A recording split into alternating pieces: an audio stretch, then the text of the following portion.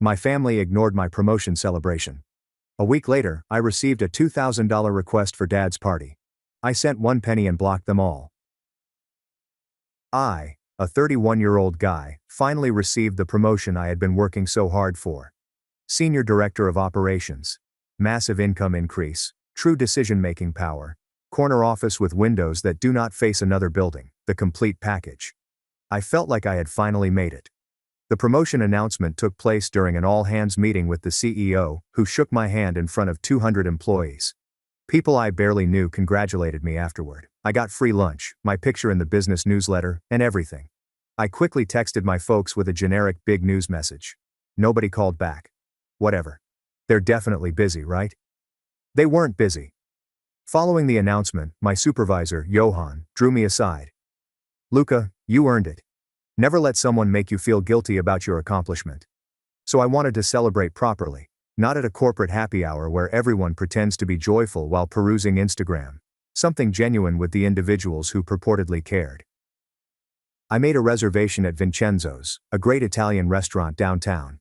They had a private dining area in the back that was ideal for about 15 people. Put down a €350 deposit. We ordered appetizers and decent non-alcoholic beverages. I sent out invites 2 weeks in advance to Anna, Giovanni, my older sister Elena, and my younger brother Nico, as well as my mentor Sebastian, some co-workers, and 3 college pals with whom I remained in touch. The invitation was quite explicit about what this was and when it was happening. Everyone read the messages. I spotted the red receipts. Anna even responded with celebratory emojis. Elena sent a strangely serious message about being proud. Nico gave the thumbs up. Giovanni never reacted, which was customary for him. The man handled text messages as if they were written in ancient hieroglyphics. I was truly excited in the lead-up week. Even practiced a toast in my car like a total fool. That's how good I felt about life. On the day of the celebration, I arrived at 7 to ensure that everything was in order. The private room looked fantastic. The table was decorated. Sparkling cider was refreshing. The manager, Marco, kept congratulating me. A very decent guy who had no idea he was going to witness something pathetic. 8 p.m. Nobody. I texted the group chat an optimistic message about being there when they arrived. Red receipts are everywhere. There were no answers. By 9 p.m., I'm sipping sparkling water and Marco comes breadsticks. At 9:30 my coworkers text me to say they're leaving. College pals just vanished totally. Sebastian calls, and his wife is truly in the hospital, which is the only valid explanation I had all night. 10 p.m. When the time comes, I'm eating calamari alone while Marco speculates that the date may have been incorrectly recorded. We're both aware that's bullshit. This young waitress looked at me with genuine empathy, and I nearly burst into tears right there, like if I were a stray dog in the storm. 10:30, I tell him to cancel the main meals and pay for the items I ordered. I left him an €85 gratuity since his secondhand embarrassment for me was real. He tried to resist it. "No, senor, I can't take this. You sat with me for 20 minutes while you should have been operating your restaurant. That's worth $100. I drove home in utter stillness, with my phone merely laying on the passenger seat. There were no calls, texts, or apologies for being unable to attend. It's just me and my thoughts, which is a deadly mix even at the best of circumstances. That night, I lay in bed, considering every potential answer. Emergency, miscommunication, or perhaps I wasn't worth showing up for. That last notion clung like gum to a shoe. The next few days were radio quiet. Nothing. On Thursday, I received an SMS from Nico. "Hello, dude. I apologize for Saturday. Something came up. Congratulations on your promotion, though."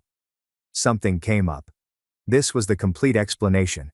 As if I'd invited him to watch paint dry rather than enjoy the culmination of 6 years of hard work. Nobody else said anything. It was as if the celebration had never occurred. Little did I know, the universe was not finished kicking me while I was down. In fact, it was still warming up. Monday afternoon, 9 days after my non-celebration, I'm at a budget review meeting when my phone vibrates. Family group chat. I almost disregarded it, but curiosity took over. Then Anna's message arrived. She is announcing Giovanni's retirement party next month, and they have reserved the Grand Palm Resort for the entire weekend. Friday through Sunday, ocean view rooms, private beach access, catered supper, live band and more, followed by the bomb. The cost per participant is €2,000. Please Venmo by Wednesday. Cannot wait. I honestly thought it was a prank at first. Retirement parties cost €2,000 per person. Less than 2 weeks after each of them, no one showed up to my promotion dinner without even sending a text. The nerve of these folks. Elena reacted instantly, stating she had already sent the money and Giovanni deserved it. Then she tweeted a selfie from some breakfast spot boasting about pampering herself before the big celebration, implying that she had money for mimosas and a weekend getaway but couldn't afford to show up to a free dinner I paid for. Giovanni joined in with the standard faux humility performance. "You kids do not have to do this." Then instantly. "But it means everything to me. I cannot wait to celebrate with my family." Right. The family that evidently no longer included me, but did include my wallet. I had seen that play 1,000 times. The entire performance was so polished that it could have been on Broadway. Giovanni could have won a Tony for his guilt trip. I sat in the meeting room absolutely absorbed as my CFO discussed Q3 predictions. The person next to me had to nudge me twice. "Luca, are you okay?" I nodded, pretending to take notes. My phone started vibrating as additional family members joined in. An aunt said she had already booked her travel. An uncle inquired about the dress code, and cousins I hadn't heard from in years suddenly flooded the conversation with excitement. Then I spotted something. My brother Nico had not replied. It was just me and him, and there was utter quiet. I excused myself from the meeting, went into my office, closed the door, and sat there staring at the group chat. My assistant knocked and asked if I needed anything. I requested her to hold all of my calls and empty my afternoon calendar. That's when something changed in my mind. The kind of clarity that comes when you realize you've spent your entire life playing a rigged game. I opened Venmo and sent Anna exactly 1 cent. In the remarks section, I wrote, "Here's my contribution. Enjoy the party." If they wanted to play games, I was about to change the rules entirely. And trust me, I was playing for keeps. Then I did something I'd wanted to do for months, but never had the guts to do. I blocked all of my family members' phone numbers. Anna, Giovanni, Elena, and even extended family members had participated in the never-ending guilt trip. The only number I did not block was Nico's. Each block felt like releasing a weight I'd been carrying for years. 20 persons were prevented in 2 minutes. It was therapeutic. I should have charged my insurance for that. But I did not stop there. I spent 3 hours on the phone following that encounter. I called the bank and asked them to remove my parents from the joint account we formed years ago when they needed assistance. I moved all of my money to a different bank totally. Here's the thing with their mortgage. When they purchased the house 8 years ago, their credit was so bad that they couldn't qualify. I was 25 years old, with solid credit and a reasonable income. Giovanni persuaded me to join as a co-owner on the title. Said it was only temporary to get them approved. They would refinance me in a year or 2, at most. That was 8 years ago. Guess what never occurred? Congratulations if you correctly predict the refinancing. You are smarter than I was at the age of 25. My name was still on the deed, so I legally owned 1/3 of the house. I called the mortgage company and requested that any changes made without my physical signature be frozen. In addition, I was an authorized user on 3 of their credit cards. I removed myself from all of them. The customer service representative at the bank seemed concerned. "Sir, are you sure you want to close this account? It's been open for 8 years. I have never been more certain about anything in my life. I changed my apartment's locks.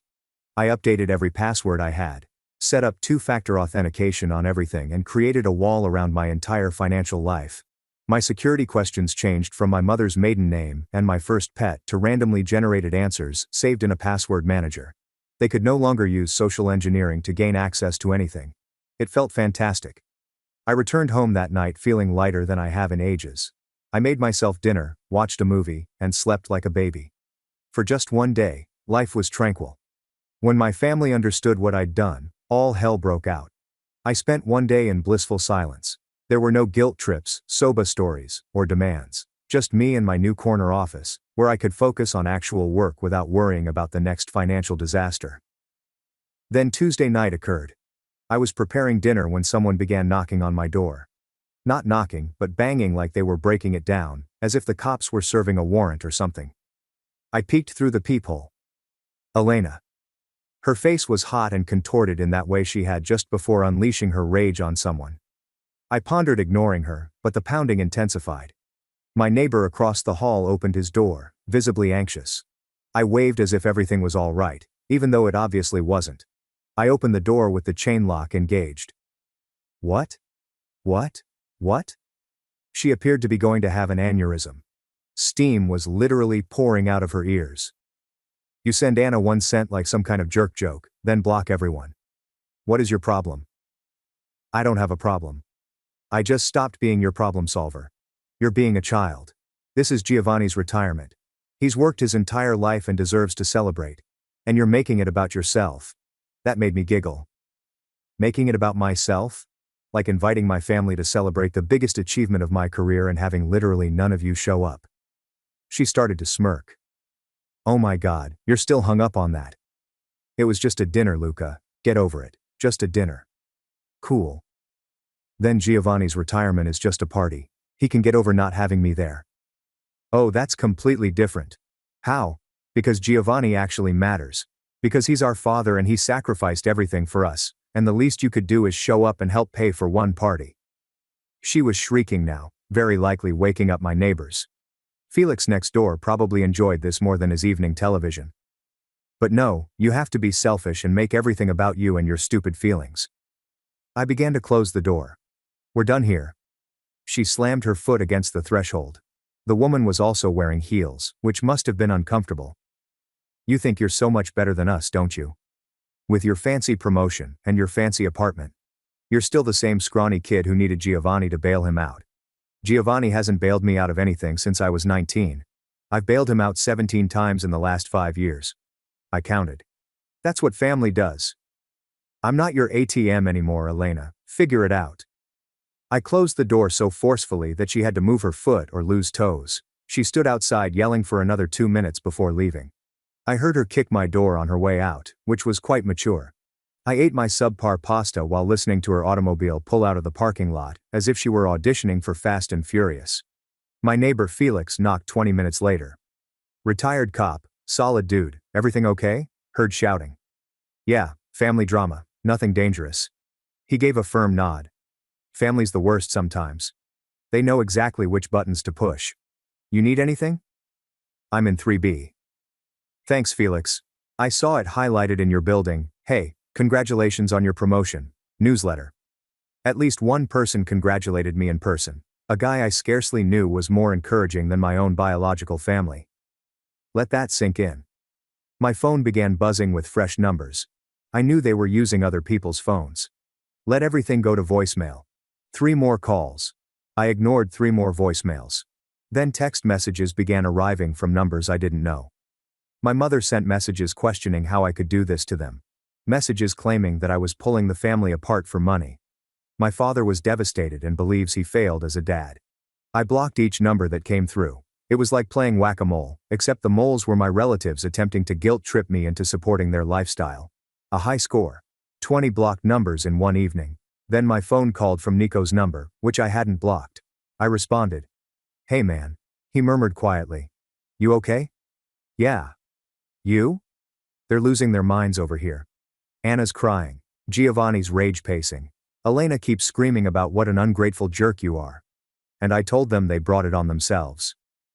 You've been bankrolling their lives for years and they couldn't even show up to your dinner. A moment's silence followed. How did that go over? Giovanni instructed me to leave if I was going to defend you. So right now, I'm messaging you from Denny's while eating horrible pancakes. I truly laughed. Sorry man. Don't be. Needed to happen anyway. Listen, I don't know what your plan is, but whatever it is, I'm not going to try to talk you out of it. You've taken enough garbage from them. Thanks, brother. Yeah. Also, heads up. Anna attempted to use your information to access the joint account. What? Yes. The bank contacted and informed her that her access had been suspended. She's planning something. I don't know what, but she had that look. What look? It's the expression she gives when she's going to do something outrageous and manipulative. Do you remember when she showed up at your work? I did. 4 years ago I declined to offer them money for a vacation. She'd arrived at my office building crying, telling everyone who would listen that I'd abandoned my family. I was so ashamed that I wrote her a check just so she would leave. Peak manipulation. Yeah, I remember. Just watch your back, man. Watch. They're desperate, and desperate people do stupid stuff. He wasn't being deceptive. 2 hours later, I received another tap on my door. This time, it was 2 cops because apparently, when your family is unable to guilt you into submission, they call the cops. The cops did apologize at least. The taller one said that they'd received a wellness check request. Family members stated I was absent, not responding to anyone, potentially in danger, or experiencing a mental health crisis. I almost laughed, but I managed to hold it together. Officers, I'm clearly fine. I just blocked my family because they've been financially exploiting me for years. They exchanged a look that indicated they'd heard this narrative before. The shorter cop inquired if I was making this decision of my own free will, not under duress, and without any psychological breaks. I have confirmed all of the above. They requested that I show my ID and answer some basic questions about my mental state, as is customary for a wellness check. The taller one walked through my flat with me, noting all of my work trophies on the wall and a recent promotion plaque mounted on my desk. "Congrats on the promotion," he remarked. "Thanks. That's actually what started this whole thing." "How so?" I gave them a short explanation. "Invited family to celebrate. Nobody showed. Week later they demanded money for another party. I cut them off. They're retaliating." Their eyes met. They grasped it really quickly after that. They assured me that I was secure and asked if I wanted to submit a report on the bogus wellness check. I declined but stated if they continued to harass me, I would seek a restraining order. They nodded and departed. That night I installed security cameras, one on my front entrance and one in the parking lot. We also added a video doorbell. The cameras cost €350 and send notifications directly to my phone. If they were going to escalate, I needed documentation and footage. Maybe I'll make a documentary about it someday. The next morning, I awoke to 17 missed calls and 43 texts from unfamiliar numbers. I deleted them all without reading. Work became my sole refuge. Every day, the first person in, and the last to leave. My supervisor, Johan, inquired if I was all right. I informed him I was going through some family issues, but they were managed. He did not push. Then the real stuff began. Someone attempted to log into my bank account. Failed. Password reset attempt. Failed. Someone attempted to use my debit card information in a gas station 3 states away. Declined. Someone attempted to take out a personal loan with my social security information, which was reported as probable fraud. At this point, I wasn't surprised, just sad, and perhaps a little pleased by the chutzpah. I drove directly to my bank. Lucia, the manager, raised her eyes when she pulled up my account. "Mr. Luca, someone's been very busy trying to access your finances today. We've blocked everything, but you need to freeze your credit immediately. Can you tell where the attempts came from?" She browsed a few websites. "The login attempts originated from an IP address in your hometown. The loan application includes a co-applicant." She paused. "Elena Luca. Related to you?" "My sister." Lucia's demeanor changed from concern to rage. "I'm going to recommend you file a police report for identity theft and attempted fraud. This goes beyond family drama. It's a federal crime." She copied out all of the attempted transactions, highlighted the suspicious ones, and provided me with paperwork. At this time, I had more proof than an episode of Law and Order. I filled out the report, gave them Elena's information, and explained the circumstances. The investigator who took my statement did not appear startled. "Family fraud is more common than you'd think," he warned, "and harder to prosecute because courts are hesitant to send family members to jail. But we'll open an investigation, keep documenting everything. Every call, text and attempt. If this turns into stalking or harassment, we need a written trail." Armed with the police report, I went home and made a life-changing decision. I called my lawyer, Marco, who I had employed for contract reviews when I purchased my property. It was time to go nuclear, and I had the code. Marco listened to everything.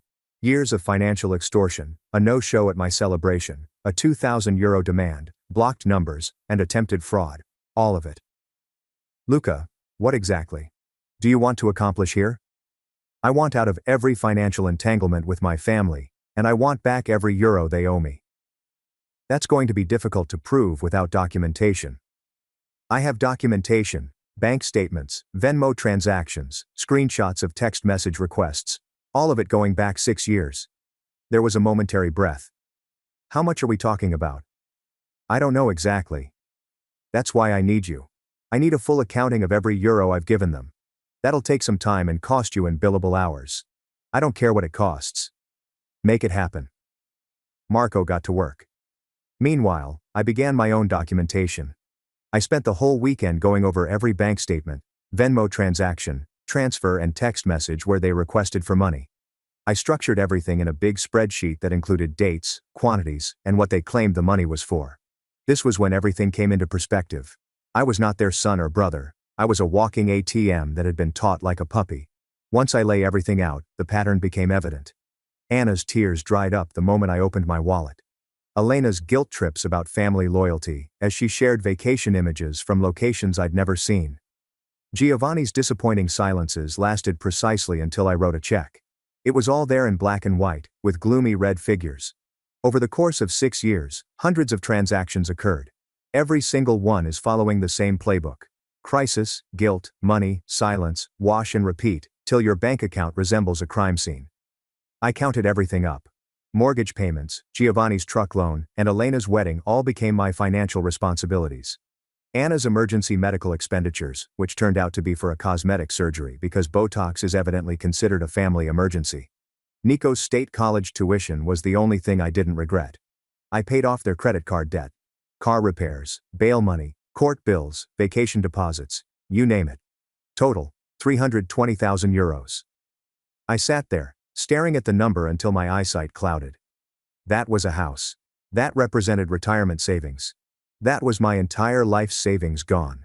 Because I was too terrified to say no, and too ignorant to recognize the pattern. I called Marco right after I finished. I received a number. How bad? 320,000 euros. Silence on the other end. Jesus, Luca. Yeah, all right. Email me everything. I'll verify it and we'll figure out our next move. He double-checked the numbers. He called me one evening that week. Luca, I've gone through everything. Your total documented losses are 320,000 euros. That's verifiable, provable, and frankly stunning. But here's the thing. Most of these were presented as gifts, not loans. You're going to have a hard time getting a court to order repayment. What if they were coerced? If I can show a pattern of manipulation and guilt trips, that's trickier, but possible, especially with the attempted fraud now on record, shows intent to continue exploiting you. The man stopped. There's another alternative. You're a co-owner of their mortgage, right? Your name appears on the title. Yeah, have been for 8 years. You could force a partition sale. They'd have to buy out your portion or sell the property entirely. The concept took root instantly. Beautiful. How fast can we make that happen? I can file the paperwork tomorrow. But Luca, this is nuclear. Once you pull this trigger, there's no going back. Your relationship with your parents is over. Our relationship ended long ago. All right then. I'll draft the partition action. But I didn't stop there. If you're going to burn a bridge, you might as well make it spectacular. I remembered the retirement party demand, the 2,000 euros they demanded from me for a celebration to honor a man who couldn't even attend my supper. I had Marco create a separate email for legal correspondence and sent it to the entire family. Subject, invoice for outstanding debts. Payment is required. Body is attached. Please find a detailed accounting of all financial support provided to the Luca family from 2018 to 2024, totaling 320,000 euros. Payment in full is expected within 90 days. Failure to pay will result in legal action including but not limited to forced sale of property, wage garnishment, and liens on all vehicles and assets. This is not a negotiation. I attached the 47-page spreadsheet, which highlighted and categorized every transaction and was color-coded by family members. It also included a chart demonstrating the escalation of requests over time. Sent it at 7 a.m. on a Monday morning. Marco said it would hit them like a bomb. It turns out he was underselling it. My Giovanni made the initial call. I didn't respond, but he left a voicemail with only heavy breathing. You have lost your dang mind. Click. Elena texted from a new number. You're trying to destroy us over what? Your hurt feelings. You're such a pathetic a-hole. Anna's voicemail was different. Full performance, including crying and screaming. Luca, baby, please. We can talk about this. You can't really mean this. We're your family. Please call me back. I had heard this performance several times before. It generally ends with me opening my wallet. Not this time. I did not respond to any of them. Let them panic. Let them know I'm serious. They're going to use every manipulative trick they know. I won't participate. The papers for the forced sale went through. My parents had 60 days to either buy me out for fair market value or put the house on the market. Marco believed that my half was worth approximately 150,000 euros. They'd have to come up with it in cash or sell. They didn't have that much cash. It's shocking, I know. They attempted to refinance and buy me out. The bank turned them down since their credit had been wrecked, and their debt-to-income ratio was ludicrous. It turns out that living over one's means for decades has effects. They applied for a personal loan, but were denied. They tried to remortgage with a predatory lender. I also banned it since, as a co-owner, I was required to approve any changes. Their only alternative was to sell, and they were very furious about it. The house went on the market 3 weeks later. They priced it too high out of anger, hoping to avoid selling. It waited for 2 weeks with no offers since no one wants to pay too much for a 3-bedroom home in the suburbs. Marco had his realtor notify them that they needed to lower the price or risk a court-ordered auction, which would result in even lower profits. They lowered the price and received an offer within days that was lower than their asking amount, but acceptable. The closing date was established for 45 days out. I received updates from Marco, as well as Nico, who had been keeping me updated while I was sleeping at a friend's house. He was attempting to avoid the turmoil. Every Thursday we'd meet in a sports bar, and he'd tell me what was going on. It was like watching a reality show, just sadder and with poorer decision-making. "Anna's losing it," he remarked. "Like genuinely losing it. She called me crying saying, 'You're destroying the family legacy.' I reminded her that the family legacy is a mansion they couldn't afford and a lifestyle supported by guilt-tripping their children. She hung up on me. "How's Giovanni?" "Silent. He just sits in his recliner staring at the wall. It's actually kind of scary. Victoria tried to get him to do something, file a countersuit or something, but he won't even respond to her. And Victoria, oh, she's on a rampage. Tried to start a GoFundMe claiming you'd stolen from the family and left them homeless. I reported it and it got taken down. Now she's calling every relative we have, spinning some story about how you've always been jealous of them, and this is your revenge for being the less successful child." I was laughing when I heard that. I am literally the only one with a career. Yes, nobody is buying her version. Aunt Sophie advised her to obtain a job. Uncle Victor claimed he warned Giovanni years ago about bleeding you dry. The extended family is mostly on your side, or at least neutral. Nico went silent for a second. "Anna tried to get me to speak with you. I said I was the only one you might listen to. I wanted to convince you to abandon the lawsuit." "What did you tell her?" I asked. "I told her she had 6 years to treat you like a family member, not a bank account. The ship has sailed. That's why I adore Nico." Meanwhile, the cars began to disappear. Giovanni's truck appeared on Facebook Marketplace. Anna took her SUV to a used car store. Elena's expensive automobile, which I helped her lease, was repossessed when she stopped making payments. She shared a soba story on Facebook, alleging financial trouble. 3 individuals tagged me in the comments and asked if I knew about it. I did not respond. Let them ponder. Elena attempted one more angle. She showed up in my workplace building. Security contacted me from the lobby. "Mr. Luca, there's an Elena Luca here demanding to see you. Says she's your sister. Tell her I'm not available and she's not authorized to be on company property. She's causing a scene, sir. Then call the police and have her escorted off the premises." That is what they did. I observed from my office window as 2 cops led her to her car. She screamed the entire way. Johan also witnessed it. "Friend of yours?" he inquired dryly. "Sister? Ah. Family? Not anymore." The entire staff received an email regarding tighter security. After that, I became a legend in the building, and not for the better. Then I heard out from Nico that the house had sold.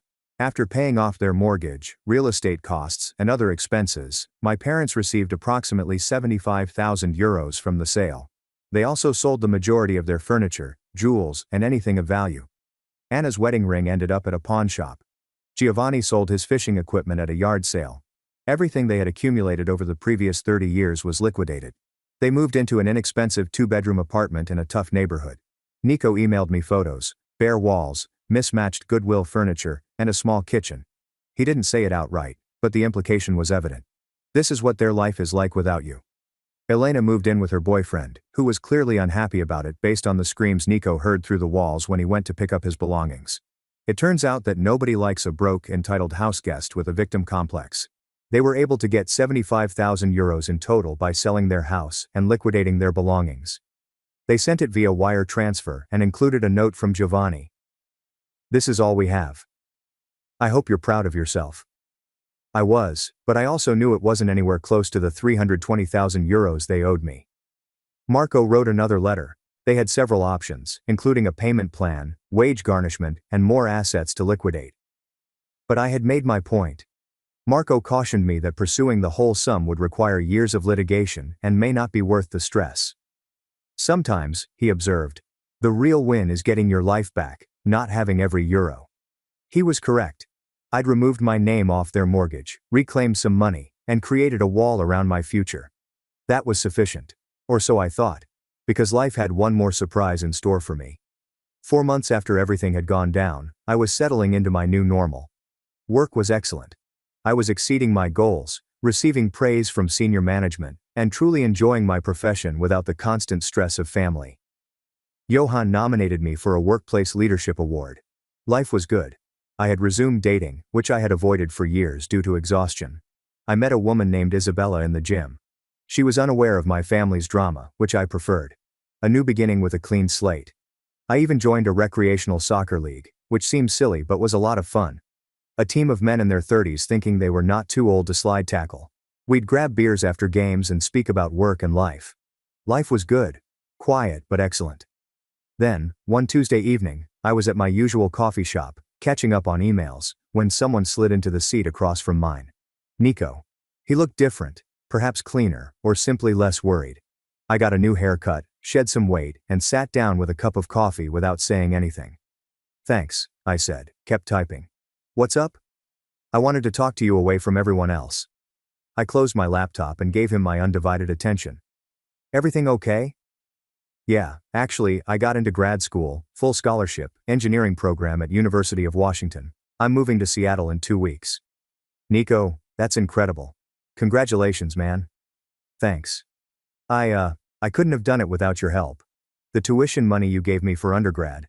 That was the only reason I could even apply. I didn't have to work 3 jobs like everyone else. I could focus on grades, research, and actually being a good student. He waved me away. You earned it. You actually went to class and graduated. That was all you. Nonetheless, I wanted you to know that I appreciated it. And I wanted to apologize for what? For not standing up for you sooner. For letting them treat you like that for years. I witnessed it happen but didn't say anything because it benefited me as well. That was cowardly.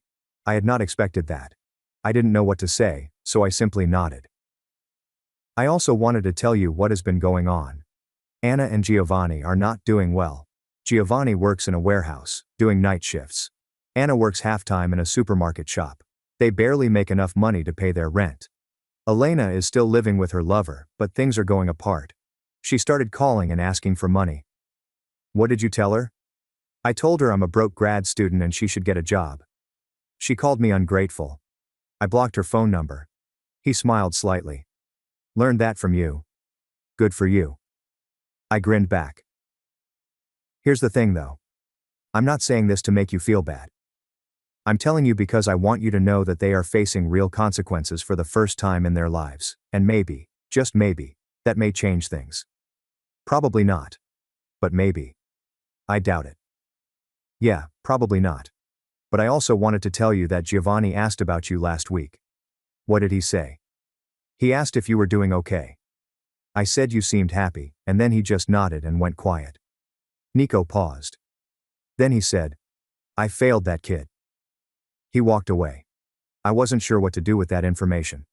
Anyway, Nico stood up and said, I'm leaving to Seattle in 2 weeks, as I previously stated, but I was hoping we might stay in touch and catch dinner when I return to town. I know I'm part of the family who screwed you over, and I understand if you don't want anything to do with any of us, including myself, but I'm asking nonetheless. Yeah, I replied. I'd like that, Nico. Text me when you get settled out there. Maybe I'll come visit too. Check out Seattle. I'd like that. He paused, then extended his hand. I shook it, and he drew me into a brief hug. That was awkward, but sincere. For what it's worth, he remarked as he left. I'm proud of you. What you did required courage. I'm trying to learn from that. After he departed, I sat down for a while, nursing my coffee and reflecting on all that had transpired. 6 months ago, I was locked in a loop of shame and responsibility, losing money to people who regarded me as a resource rather than a person. I was so desperate for their acceptance that I almost went bankrupt attempting to buy it. Now, I had my life back. I had a career I was proud of, money in my savings account, and future ambitions that did not include bailing out anyone. I'd lost my parents and sister, but I'd lost them years before. I'd simply been too terrified to admit it. But I too had gained something. A brother who recognized me as a person who was learning to set his own boundaries and create his own life. That was worth something. Maybe it's worth more than the money I'll never get back. After 6 years of funding his life, he asked for an open relationship. Little did he know I was already planning to walk away with $28,000 in proof. On our 7th anniversary, I was seated across from Victor when he pulled out a velvet box and tossed it across the table. Look, I'm willing to marry, but I need the flexibility to explore. There are so many lovely women out there, he added, and I need to have these experiences before I die. I gazed at the Tag Heuer on his wrist and his Louis Vuitton belt, all of which I had paid for while he was getting his. This is what Victor didn't know. I had spent our entire relationship lying to him. Victor was just somewhat ugly at best, and he has a tiny PP. Yes, you heard me correctly. 0.5 inches. But my love language is words of affirmation. So I spent 6 years convincing him that size does not important. I made him feel amazing when he really wasn't. And now he really believed it. You know what? You're totally correct, I said. His head snapped upward. This is why I love you. You got it. He stretched over and squeezed my hand while staring at a woman going past our table. This is going to be great for us. I grinned back. He had no idea what was going to happen. Victor had changed completely inside a week. He bought a new cologne in 5 installments with Sophia. He'd sit on the couch next to me, scrolling through dating apps and showing me photographs of women. This one wants to meet up on Thursday, he said. You should try too. Oh wait. You're probably too shy for this lifestyle. I just nodded, for I was also looking for a prize. And after 3 weeks of Victor posting other females on his Instagram story, his mother finally texted me about the family cookout. You'll still come, won't you? His brother Maxim and I both want you there. I would not miss it, I said. And I intended it. Maxim was at the barbecue, grilling in a shirt he had most likely purchased himself. He smiled upon seeing me. That sincere smile made you feel like you were important. Hey, he said. I heard about the open relationship thing. Are you doing okay? I approached closer. Victor desired freedom. I'm just taking the same deal. His countenance changed. Oh, yeah. We spoke for an hour, laughed, and his hand brushed mine. Victor was observing us from across the yard, his words breaking off in the middle. His mother approached and hugged me. I always thought you were too good for Victor anyway, she said. But here's the deal. While Victor was uploading club photographs and gathering phone numbers, his actual dates were not going well. He'd always come home early. Thursday night, get home by 9 o'clock. Friday night, the same thing. He was becoming quieter. The confidence was deteriorating. 3 weeks later, I was getting ready to go out when Victor entered our bedroom. Where are you going? His tone was odd and hesitant. I have a date. Oh, he said, sitting on the bed. Anyone I know? I asked, looking at him in the mirror. Yeah, Maxim. His cheeks turned white. Maxim, my brother Maxim. Yep. That's not funny. I'm not joking. I grabbed my bag. You said anyone. No restrictions, remember? I didn't mean my brother. You said whoever I want. I want Maxim. I proceeded toward the front door. You're being really insecure right now. I thought we were exploring. This is different. You can't what? I moved to look elsewhere. He opened his mouth, then closed it. He was trapped. I said, that's what I thought. Maxim and I proceeded to a wonderful restaurant, where he asked about my life and really listened. I've wanted to ask you out for 6 years, he confessed. But you were with my brother. I shared a photo of us that night. Victor observed it from all 3 of his accounts. The text began at midnight. We need to talk. You're doing this to hurt me.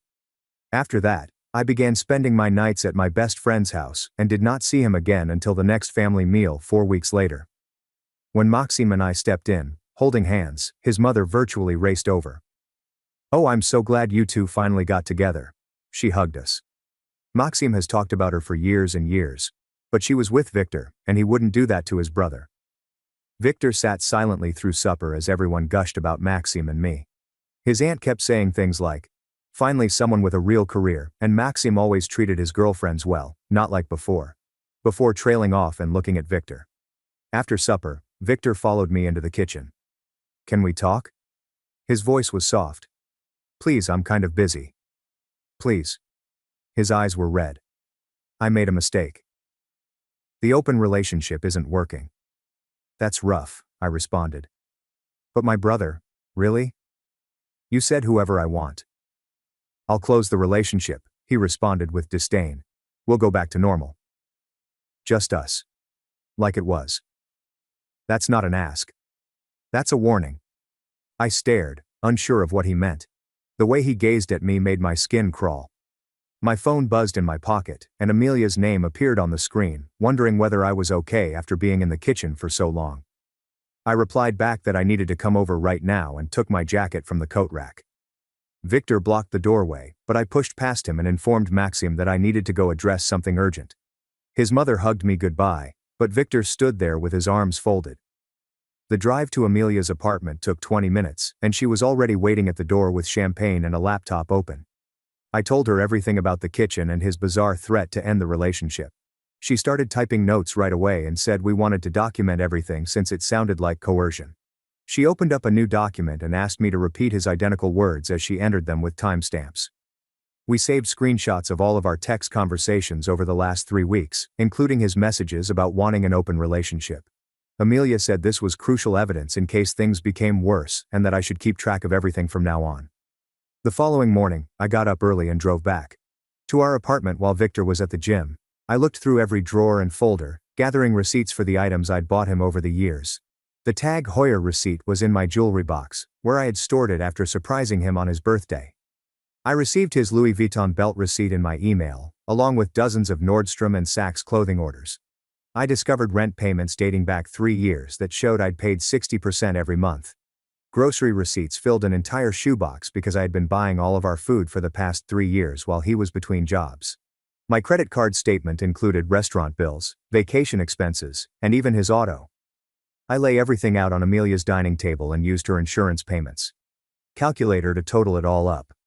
The sum came to $28,000, which made me feel horrible. I photographed each receipt and transferred them to a cloud folder Amelia helped me construct. Then I texted Maxim, stating we wanted to discuss limits in his family situation. He responded promptly and suggested we meet for coffee that afternoon at a location near his office. When I arrived, he was already waiting, with my normal order ready. He listened as I described Victor's actions and said he understood if I wanted a break from his family drama. Maxim promised to help me with everything I needed and not to pressure me regarding family events. He also claimed that Victor had been contacting him non-stop, whining about me, but he wasn't responding. We decided to keep our connections separate from whatever was going on with his brother.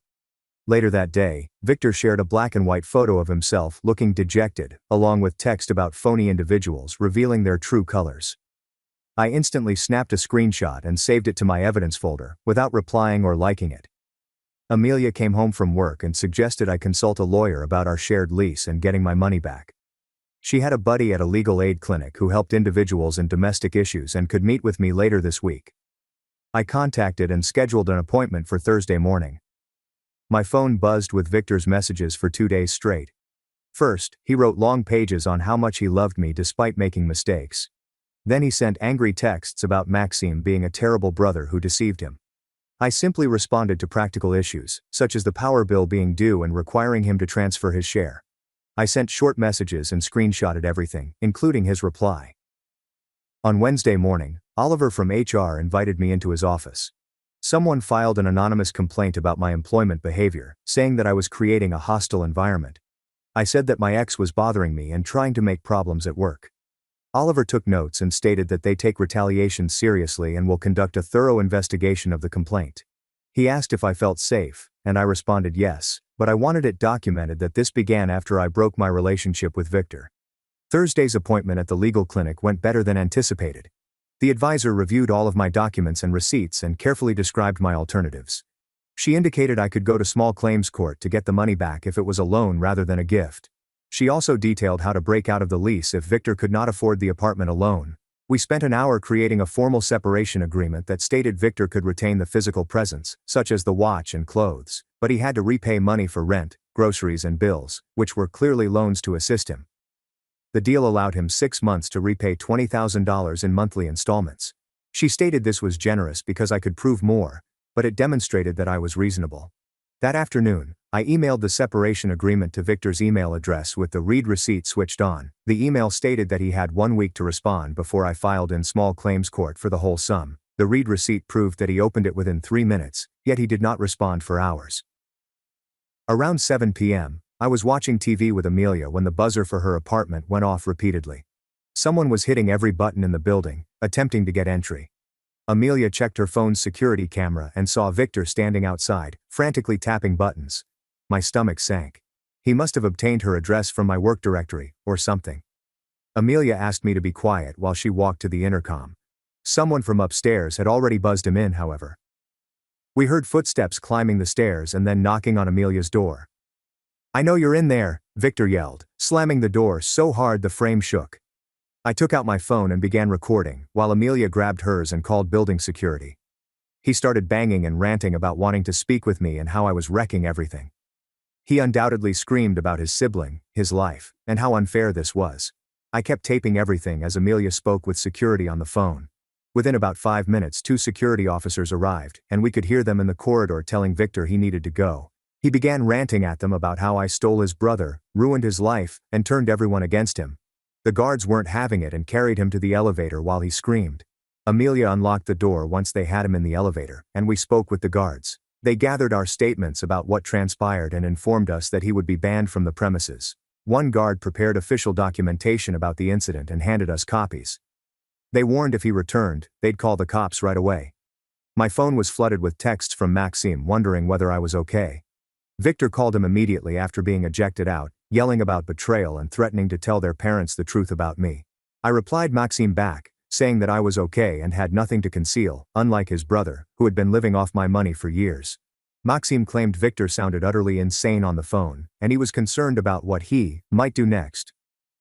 I told him about the security issue and sent him the footage I recorded. The next morning, I received an Instagram message from someone named Elena Martinez.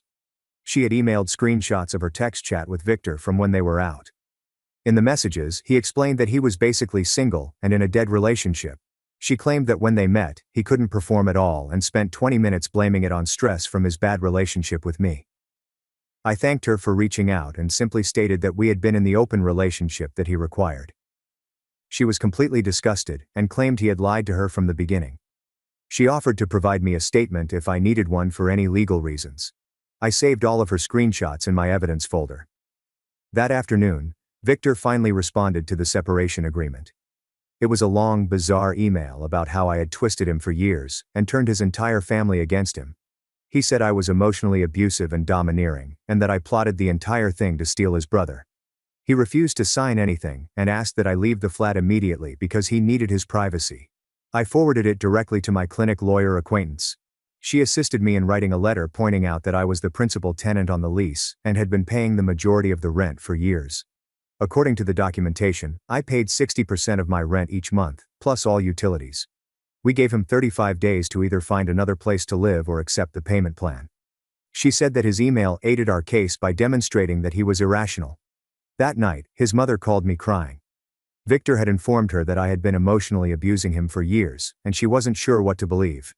I remained calm and informed her that I had proof of our whole connection, including all bank bills indicating how much money I had spent supporting him. She was silent for a long time before saying she wanted time to think about things. I could tell she was beginning to see through his falsehoods, but she didn't want to think her son had made everything up. 2 days later, I had my counseling appointment, which I had booked weeks before. The therapist inquired as to why I had remained with someone who did not value or contribute to my life.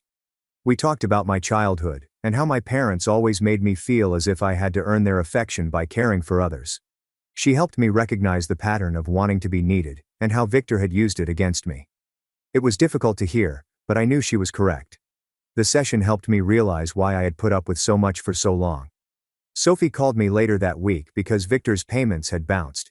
They had me listed as an emergency contact because he signed up for all of those payment plans. Every company he owed money to contacted me because his bank account was empty. I provided them his new phone number and completed the process of deleting myself from all of his accounts. It took hours to extricate myself from all of his financial issues, but I wanted to safeguard my credit. Each organization acknowledged that they had removed me and would solely contact him going forward. That same night, Maxim texted me, asking if I wanted to go at a tiny Italian restaurant downtown. I met him there after work and we sat in a corner booth away from the window.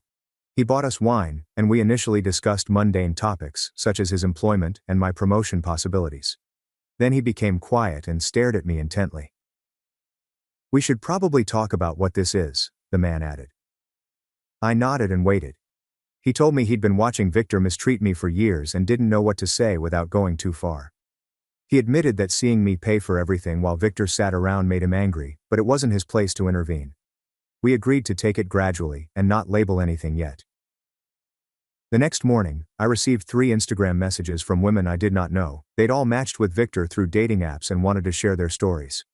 The first one claimed he arrived 40 minutes late for their coffee date and spent the entire time chatting about his ex, who was threatened by his success with women. The second stated that he attempted to get her to pay for supper because his card was denied. The third one submitted screenshots of him begging for money after just one date. All 3 stated that he couldn't stop raving about how horrible and controlling his ex was. I thanked them for reaching out and kept all of their notes. That weekend, I planned to start transferring my precious belongings out of the flat while Victor was at his new weekend job, which his uncle had arranged for him. Amelia came over with boxes, and we began packing up anything I could show I had purchased. My laptop, jewelry, the pricey coffee maker, all of the culinary supplies I had purchased, and even the nice bedding and towels. Amelia waited at the window in case Victor returned home early. We loaded everything into her car and drove it to the storage unit I had hired. The entire process took 3 hours, and we made 4 journeys. Monday morning, I called our landlord, Liam Grant, to talk about the lease situation. He agreed to meet me in a coffee shop near his office. I brought copies of all of my rent payments, which showed that I had been covering the majority of it for years. Liam looked over everything and shook his head. He informed me that Victor was already 3 months overdue on his portion, which I had been covering without realizing. Liam agreed to remove Victor's name from the lease renewal in 3 months if the late payments continued. He also stated that he had received complaints about loud music and partying from Victor's unit while I had been staying elsewhere. I thanked him and received everything in writing. 2 days later, my bank app alerted me that someone tried to access our joint savings account. I had previously transferred my half to a separate account the week before, leaving only Victor's donations, which totaled approximately $250. My phone started buzzing with angry texts from him accusing me of stealing his money. I reminded him that the remaining amount was merely what he had put in over the previous 6 years. He kept texting claiming I was a thief and that he was going to contact the police. I screenshotted everything and did not respond after that. The next morning, I noticed his aunt had commented on Facebook about women who dig for gold and then play the victim when the relationship fails. Even though she didn't say my name, it was evident that she was referring to me. Within an hour, Maxim had defended me, stating, "Some people work hard, while others mooch off their partners." His mother rushed in to back him. Suddenly, half the family was debating in the comments. I stayed completely out of it and simply watched the drama unfold. My counseling appointment was that afternoon, and we spent the entire session discussing honesty. The therapist pointed out that I had been lying to myself just as much as I had to Victor. She helped me realize that I had convinced myself that his idleness was only transitory and that his lack of contribution will improve. We discussed how being honest with myself meant acknowledging my own worth and refusing to settle for someone who did not regard me. It was difficult to hear, but I knew she was correct about everything. That night, Isabella Dufresne sent me a message with laughing emojis. She'd been out with Victor the previous week, and it was a disaster. He arrived late without his wallet and asked her to cover beverages. Then he spent the entire date talking about his insane ex, who was envious of his achievements. He tried to invite himself back to her apartment and became enraged when she refused. She stated that he mentioned me at least 15 times and continued showing her old images of us to demonstrate how happy he used to be. I thanked her for the warning and included her texts in my growing evidence collection. By Thursday, I had had enough of playing nice. I sat down and wrote Victor a final email with clear demands. Move out within 50 days. Repay the $4,200 he owed in monthly installments. Please stop approaching me personally or through others. I copied Liam Grant, the landlord, as well as my clinic's legal advisor. This time, I added repercussions such as eviction procedures if he did not leave, and small claims court for the money. I mailed it on Friday morning and waited. His response arrived Monday, but not via email.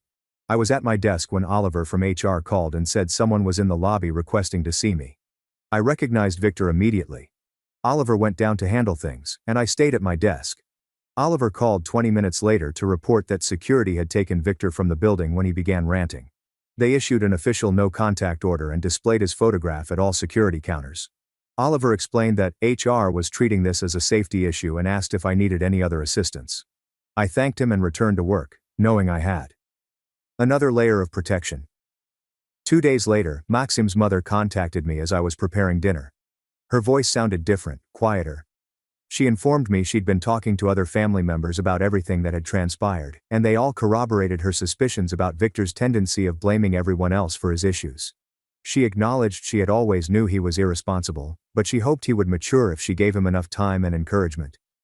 I stirred my pasta while she told me about how she'd seen him go through job after job, each with a story about a nasty employer or unfair treatment. She said she should have spotted the warning flags when he moved back home 3 times before meeting me, each time using a different explanation about demanding roommates or landlords.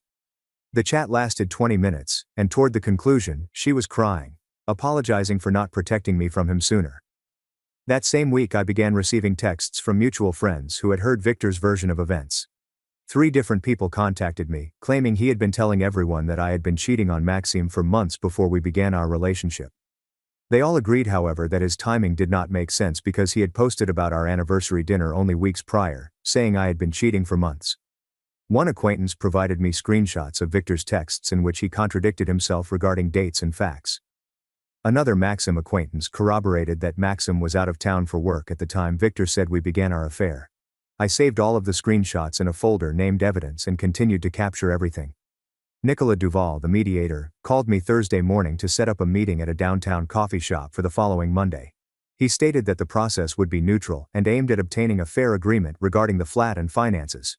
I agreed on the time and scheduled it in my calendar. On Monday, I arrived 15 minutes early, getting a coffee and examining my papers once again. Nicholas arrived on schedule, wearing a plain button-down shirt and carrying a leather folder. We shook hands, and he stated that we'd wait 10 minutes for Victor before commencing. Victor stepped in after 20 minutes, wearing the Louis Vuitton belt I had gotten him for his birthday and a luxury jacket I recognized from my credit card account 2 months before.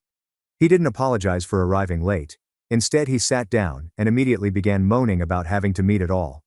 Nicholas remained calm and took out documents, saying that we wanted to negotiate the apartment contract and any shared financial commitments. Victor sank in his chair, admitting he couldn't afford the apartment alone because the rent was $2,800 per month, and his new work only paid him enough to cover only half of it. He stated he had been looking for a roommate, but no one wanted to move in with the lease already in my name. Nicholas took notes and suggested that we devise a payment plan that would give Victor 60 days to either find a way to take over the lease or vacate the apartment. Victor's face turned scarlet, and he began arguing that 60 days wasn't enough time. But Nicholas reminded him that was already generous, given that he hadn't paid rent in 2 months.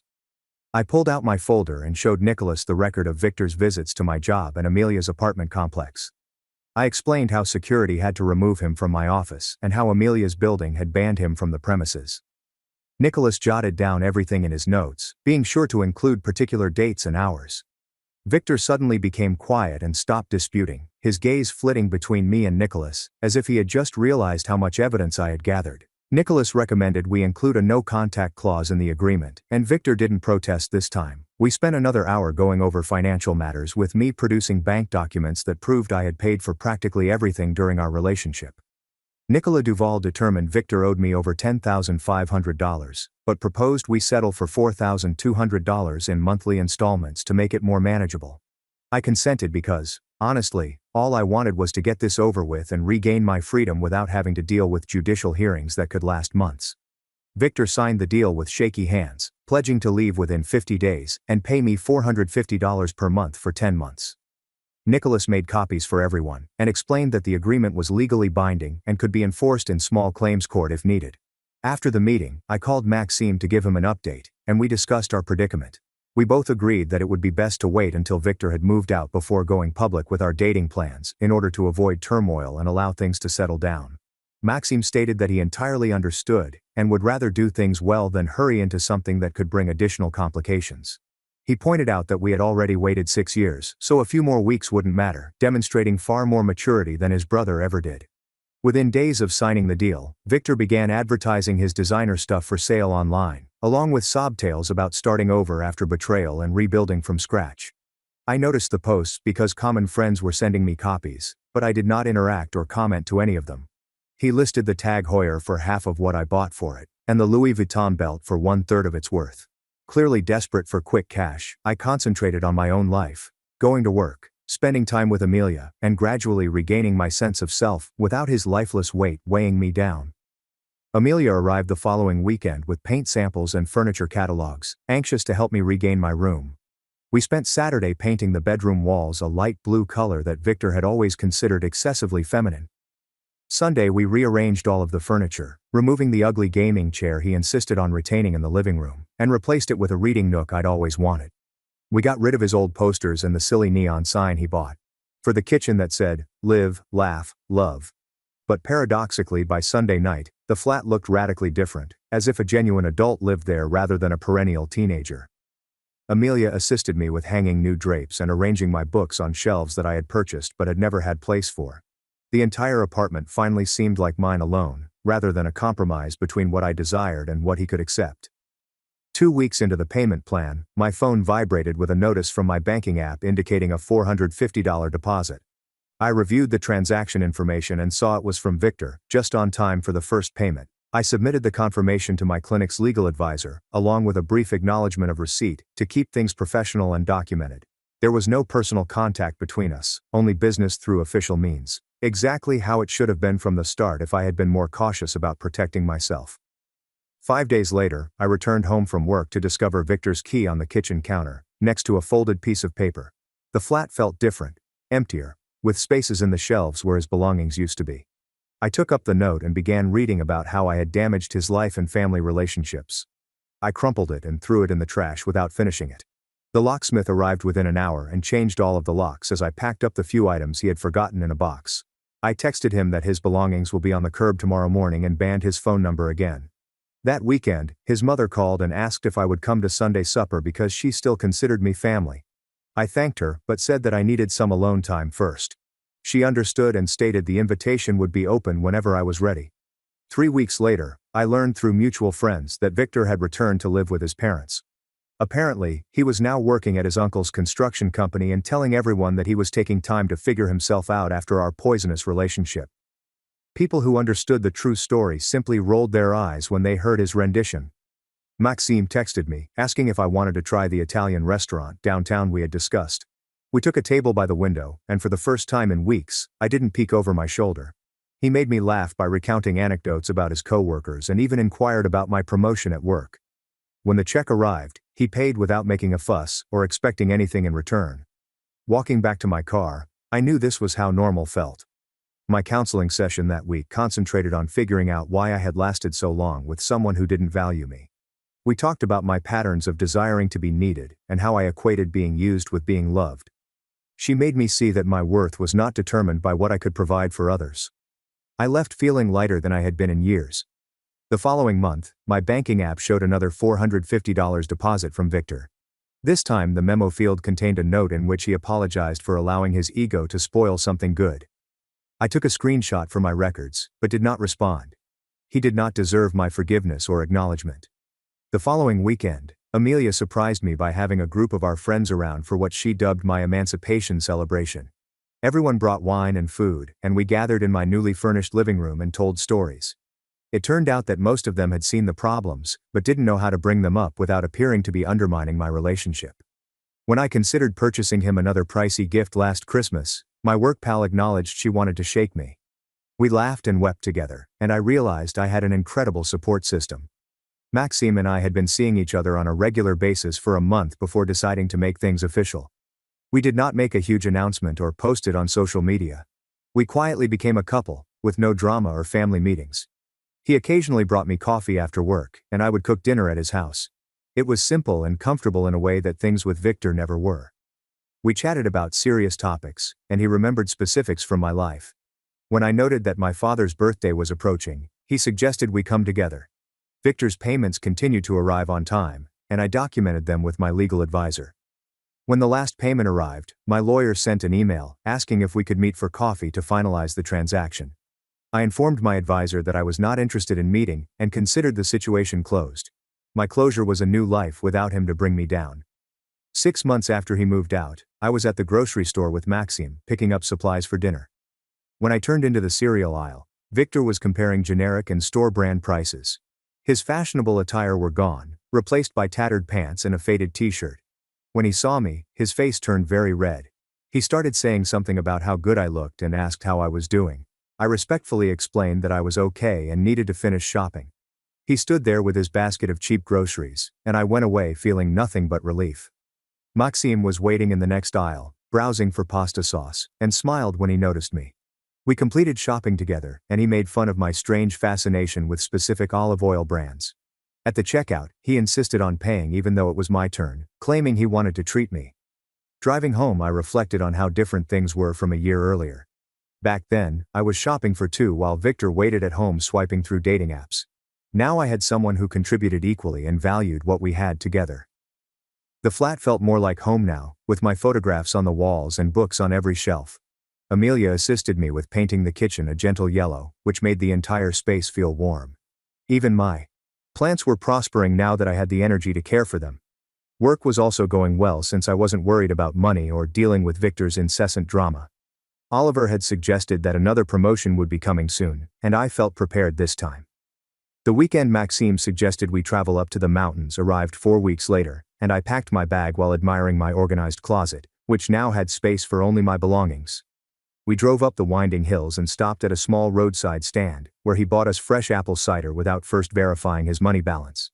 At the cottage he'd rented, he took both of our bags inside and made a fire as I unloaded the groceries we'd bought together, splitting the bill without any strange financial anxiety.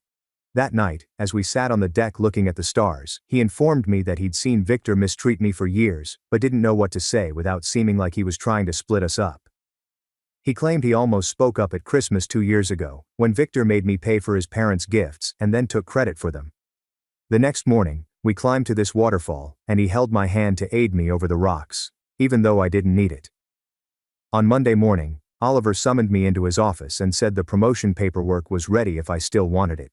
My new salary was nearly double what I was earning previously, and Oliver said I should have gotten it years ago, but I appeared too stressed and distracted to handle the added duty. The first thing I did was change my direct deposit information to my new savings account, which had no one else's name on it. My staff threw me a small celebratory lunch 3 weeks into my new job, and everyone kept commenting on how much calmer and more focused I appeared to be lately. My birthday was 2 months later, and Maxime's mother gave me a card with pressed flowers inside and a note about how she had never seen Maxime so happy in his life.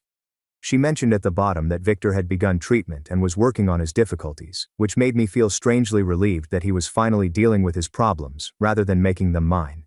My apartment search began in the spring when my lease renewal came around, and I realized I could actually afford something beautiful in a better neighborhood closer to work. Maxime accompanied me on my property search, and on the third viewing, we discovered this wonderful one-bedroom with large windows and true closet space. The landlord ran my credit and approved me right away, because my score had increased without Victor's late payments dragging it down. Maxime arrived at 7 a.m. on Saturday with boxes and packing tape to assist with the move. We moved everything into the truck he had rented, and by midday, we were seated on my new living room floor, eating Chinese food straight out of the containers. Amelia came over that afternoon with a plant and a bottle of wine to celebrate my new house, which was entirely mine.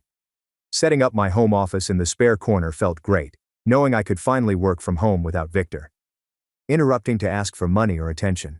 When I checked my balance 6 months after Victor moved out, my bank app revealed something incredible. Actual savings were growing for the first time in years. I created an investment account that week and made my first deposit. I am truly thrilled about planning for retirement and even owning my own home someday. After I stated that I had recently left a financially draining relationship, the financial advisor at my bank told me that I was in excellent health for someone my age. Planning my first dinner party in my new apartment felt very grown up, and Amelia assisted me in selecting serving plates from the thrift store. Maxim and I cooked together on the day of the party. He handled the main course, while I prepared the sides and dessert from scratch. Around 7 p.m., our friends began to arrive, bringing wine or flowers and commenting on how pleased and comfortable I looked. Amelia grabbed me aside in the kitchen and told me she'd never seen me so light and free, as if I'd finally realized who I was meant to be all along. Someone took a group shot that night, and when I looked at it later, I couldn't identify myself because I was smiling naturally rather than pushing it. Maxim booked appointments at this beautiful downtown restaurant when the 1-year anniversary of his dinner with Victor arrived faster than intended. He wore a suit he bought himself and picked me up with flowers he handpicked because he knew I preferred tulips over roses. Throughout dinner, he continued fumbling with something in his pocket before standing up and getting down on one knee right there in the restaurant. The ring he pulled out wasn't enormous or spectacular, but it was perfectly my style, and he'd saved for it without using credit or asking anyone for help. He discussed creating something real together based on respect and teamwork, as well as being equals in all aspects. My hands shook as he slid the ring on my finger, and everyone in the restaurant began clapping as I replied yes repeatedly. We called his mother from the car, and she shed happy tears, stating she had hoped for this from the day she met me. Looking at Maxim as he drove us home, I realized this was what true love felt like. Genuine respect and honesty, not falsehoods or financial reliance. And that concludes today's breakdown. Hopefully, it provided you something useful to think about, rather than just a narrative to pass the time. If even one section resonated with you, that's a win. I used to be invisible in the family, always compared to my golden sister, even though I was the one carrying everything. I'm not sure this story is real. Maybe it's just a distorted memory, or a version my mind made up to make things easier to accept.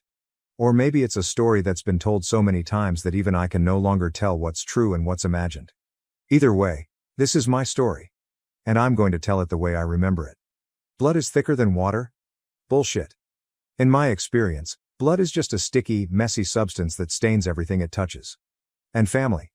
Family is just a group of people who are legally obligated to make you feel like crap. Especially when you're the failure. My name's Nathan, and for as long as I can remember, I've been disappointed. The underachiever. The one who never quite measured up. And my mom? She made damn sure I never forgot it. See, I have a sister, Mary. And Mary was perfect. Golden Child doesn't even begin to cover it. She was the valedictorian, the Ivy League grad, the corporate climber. Everything she touched turned to gold, or at least that's how it appeared. Mom practically worshipped her. Showered her with praise, bragged about her to anyone who would listen, and constantly used her as a yardstick to measure my own worth. And I always came up short. It wasn't like I was a deadbeat or anything. I had a good job in IT. Steady, reliable, paid the bills. I even managed to squirrel away a decent amount of savings. But that wasn't good enough. It wasn't prestigious enough. It wasn't merry enough. And the constant comparisons drove me absolutely insane. Why can't you be more like your sister? Mary would never do that. You should take a page out of Mary's book. I swear, I heard those phrases so many times, I started seeing Mary's face every time I closed my eyes. What really ate at me wasn't just the constant put-downs, it was the blatant hypocrisy. I was the one who was always there, the one who quietly picked up the pieces, the one who actually kept the family afloat. See, Mary's high-flying career might have looked impressive on paper, but it didn't exactly translate into cold, hard cash. She was all about appearances, flaunting her expensive clothes, her fancy car, her swanky condo. But beneath the surface, she was a financial train wreck. And who do you think bailed her out every time? Me. I'd been covering Mom's bills for years.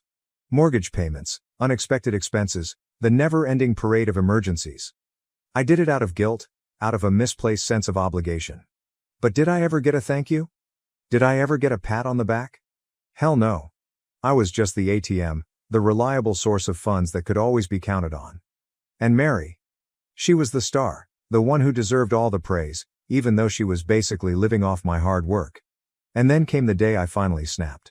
Mom was at it again, comparing me to Mary, telling me how jealous I was of her success. I'd had enough.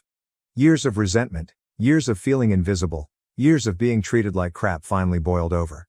You're just jealous of your sister, she's the successful one, you'll never be like her, she said, her voice dripping with that condescending tone that always made my blood boil. I laughed, a short, sharp, humorless sound. Good, I said, my voice dripping with sarcasm. Then she can pay your bills. And just like that, the dam broke. I watched with a perverse sense of satisfaction as my mother's face twisted with anger. But I didn't stop there. I knew I was crossing a line, that I was about to unleash a storm of epic proportions. But I didn't care. I was done. "Why don't you call her right now, Mom?" I said, pushing my chair back from the table. "Ask her to cover the mortgage this month. Since I'm so useless, I guess you won't need my help anymore." My mother's eyes narrowed with suspicion. She knew I was serious. She knew I was about to pull the plug on her comfortable little existence. But her pride wouldn't let her back down. She snatched her phone off the table, her fingers trembling slightly. "Fine," she huffed. "She actually cares about this family, unlike you." She dialed Mary's number, put the phone on speaker, and waited. I could practically feel the tension in the room, thick and heavy. Mary answered on the third ring, her voice all sweetness and light. "Hey Mom, what's up?" "Honey," my mother said, her voice laced with that cloying, manipulative tone she used to get her way. "Nathan has decided he's done helping. I need help covering the mortgage this month." There was a brief pause, a moment of stunned silence. Then, Mary's voice changed. It lost that sugary sweetness, replaced by a sharp, clipped tone that I knew all too well. "Mom, I already told you," she said, her voice laced with thinly veiled irritation. "I can't right now. I just put a down payment on the new condo. You know how it is?" "But honey," my mother pleaded, her voice cracking slightly. "I don't know what to do. The mortgage is due, and "Mom, I can't," Mary said, her voice firm, bordering on dismissive. "I just don't have the money. You'll figure it out." And that was it. Just like that, the golden child had crumbled. The facade of perfection had shattered, revealing the hollow shell beneath. My mother's face was a study in disbelief. She stared at the phone, her mouth agape, like she couldn't comprehend what she was hearing. The realization that her precious Mary couldn't, or wouldn't help her was a blow she hadn't seen coming. I decided to twist the knife a little further. "Wait a minute," I said, my voice dripping with sarcasm. "I thought Mary was the successful one. Shouldn't this be easy for you? What happened to all that big corporate money?" Mary's sharp intake of breath was almost audible over the speakerphone. "That's none of your business, Nathan," she snapped, all pretense of civility gone. "Oh, I think it is," I retorted. "Especially since I'm the one who's been bailing you both out for years." The silence that followed was deafening. I could feel my mother's eyes boring into me, a mixture of anger and dawning horror on her face. "You don't understand," Mary finally said, her voice tight and strained. "My expenses are insane. The condo, the car payments, the credit cards, it all adds up." "So, the lavish life ain't so lavish after all, huh?" I said, leaning back in my chair and relishing the moment. The rest of the conversation was a blur.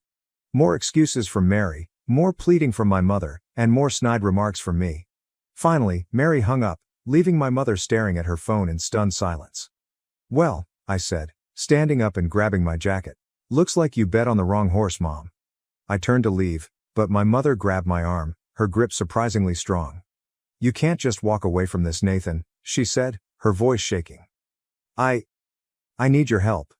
I looked down at her hand on my arm, then back up at her face. For the first time, I saw a flicker of something genuine in her eyes.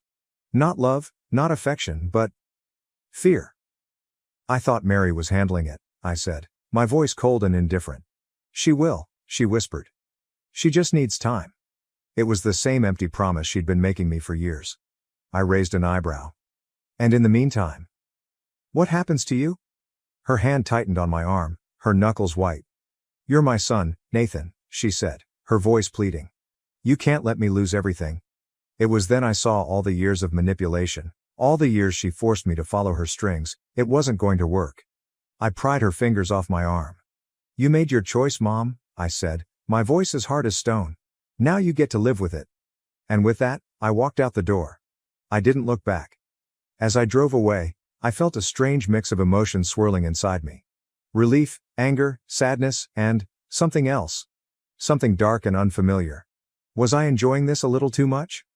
Over the next few weeks, I did my best to ignore the chaos that was unfolding back home. My mother bombarded me with calls and texts, ranging from desperate pleas to angry accusations. Mary went radio silent, probably too busy trying to keep her own life from imploding to worry about her mom. But I didn't waver. I knew I was doing the right thing. I had spent too long sacrificing my own happiness for the sake of a family that didn't appreciate me. It was time to put myself first. And then came the call that changed everything. It was Alexis, a family friend. She is one of the few friends my mom kept up with. Nathan, she said, her voice grave. I think you need to know what's happening with your mother. I sighed. What now? Did she finally get evicted? It's worse than that, Nathan, Alexis said. She's desperate. She's been calling everyone, begging for money. She's even been trying to sell off some of the family heirlooms. The news hit me harder than I expected. This was spiraling further than I wanted. So Alexis continued and then said, Mary, that's another story. Alexis, please just get to the point. I replied, my voice tight with growing anxiety. I heard from a little birdie that Mary has loan sharks on her tail. Word of advice? Don't go near the action. You don't want to get involved. Goodbye. The phone call then hung up. The news stopped me in my tracks. I started piecing together all the things Alexis and Mom have been saying over the years. The fact that Mary was so tight on money, and how much she flaunted being high class. I decided to leave things as is. I was going to hide. I tried to brush it off, to tell myself it wasn't my problem. But I couldn't shake the feeling that things were spiraling out of control. I kept thinking about my mother, alone and desperate, and Mary who had done things that were wrong. She has put herself in great danger. My heart grew heavier, and there was nothing I could do. I decided to protect myself. I started diverting large sums of money into offshore accounts, making sure that no one, especially Mary, would be able to find them. Since they were out to use me as an ATM, I wasn't going to be used. That way I was free to do whatever I wanted. The guilt at the selfishness barely pricked my conscience. It was survival. A week later, I received a call from Alexis, again concerned. I picked it up immediately this time. Nathan, I hate to be the one to call, but it's important. My stomach dropped. Please tell me Mom isn't going to do something stupid, I said, my voice barely a whisper. It's about Mary. No one can get a hold of her. She missed dinner with her co-workers who called to check on her since she hasn't been seen at work in the past week. I paused. In the past week, I've seen no calls or texts. It's odd, I thought, but at the same time, it wasn't. I was one of the few people Mom and Mary contacted. What did I know? Is this about loan sharks? I responded, dread creeping into my voice. I don't know, but this seems to spell disaster, Alexis stated, her voice shaking. All right, I'll head to her condo and check things out, I replied, hesitant to get involved. Each step closer felt like stepping into quicksand, knowing it could drag me under too. Part of me screamed at me to stay away, that I had done enough. But the other part, the part that still clung to some twisted sense of family, wouldn't let me turn away. As I drove to Mary's condo, I couldn't help but feel a sense of dread. The sky had turned gray, and the wind was picking up, as if foreshadowing what was to come. I thought about turning around, to stay away, but I was so close, and part of me needed to know what had happened. The guilt weighed heavily on me. I pulled into the parking lot of Mary's condo, and walked up to the door. As I went to knock on the door, it swung open, revealing a scene that would forever be etched in my nightmares. The air was thick with a strong, metallic scent. The living room furniture had been flipped and shattered. Broken pieces of porcelain were spread across the floor. I followed the red stains across the room and toward the bedroom. As I got to the door, I peeked in and immediately ran to a trash can to puke. What I saw is something I will never forget. Mary was spread across the bed with slashes all across her chest. Her condo had been completely ransacked and robbed. I was the first to the scene. She lay like a discarded doll, her perfect image shattered, her life brutally extinguished. I bolted out of the condo, gasping for air. I stumbled to a nearby trash can and emptied my stomach, the bile burning my throat. When I could finally stand, I pulled out my phone and dialed 911, my hands shaking so badly I could barely hold the device. The authorities swarmed the scene. The police, the paramedics, the crime scene investigators, a cacophony of sirens and flashing lights that only amplified the horror of what I had just witnessed. I was questioned for hours, grilled about my relationship with Mary, my knowledge of her debts, her associations. It became clear that I was one of the last people Mary had contacted. The detectives saw me as a suspect. Finally, exhausted and traumatized, I was released. They warned me not to leave town, that I was still a person of interest. I didn't care. I just wanted to go home, to scrub the images from my mind, to forget everything that had happened. But I knew that was impossible. I was forever tainted. As I headed back to my car, a chilling realization began to creep into my mind. This wasn't just about the money. It was about something more. Something darker. Something that reached back into our twisted family history, our poisonous dynamic. Had my refusal to help set this chain of events in motion? Was I responsible for Mary's death? It was 3 in the morning when I received a call from an unknown number. I hesitated, but the same sense of dread that had plagued me all day compelled me to pick up. The voice on the other end was distorted, almost robotic. It sent shivers down my spine. "Thank you for doing what you did. You have set your mom free. I hope you live a long life." Then the call immediately ended. My blood ran cold. Those words? They sounded like a threat. A promise. A confession. I checked my bank account and saw that all of my savings and wealth had been transferred to an offshore account. An account of my own. What is going on? What have I done? The dread was creeping in. Was I next? I received a call in the morning to attend Mary's funeral, and I attended with a heavy heart. The call happened to be from Mom. I picked my mom up, and she's a husk of what she once was. There was no emotion. No feeling. We sat in the pews without expression. The words and prayers of the speakers did nothing to ease the atmosphere. I was getting stares and glares from all members of the family. I wasn't the golden child, and never will be. We drove home in silence, and it was a silence that I was going to have to carry with me for the rest of my life. As the days turned into weeks, I felt so empty. Although my life was financially stable and free from my family, I have no one to turn to. I have blood on my hands, whether direct or not. I receive a call from the police, and they say that they are closing the case for Mary, as they suspect it to be someone out of state. They give me their condolences and then hang up. I can never tell Mom about that. She's too fragile, and it may kill her. A year has passed. I received a call, and it's from an unknown number. I picked up, and I heard my mom tell me these words. "You're free. Finally, both of us are free." It was the only choice for me to take. "Please don't find me." I tried to respond with the words, "What do you mean?" But the call immediately ended. I tried calling again, but the line went dead. It was then I realized that those are the words of someone who was on the brink. Of someone who had nothing left. The finality of these words was all but telling. I contacted Alexis about my mom, and we searched all day and all night looking for her. We posted photos. We called the authorities. And nothing. 3 days later, I received a call from the local police. A body has been found in the reservoir. I had to go to identify the body, and it was my mother.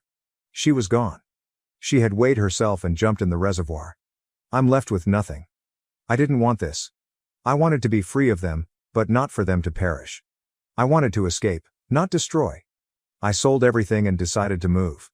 I leave this place behind with the horrifying memories that have occurred. The offshore account? I left it untouched.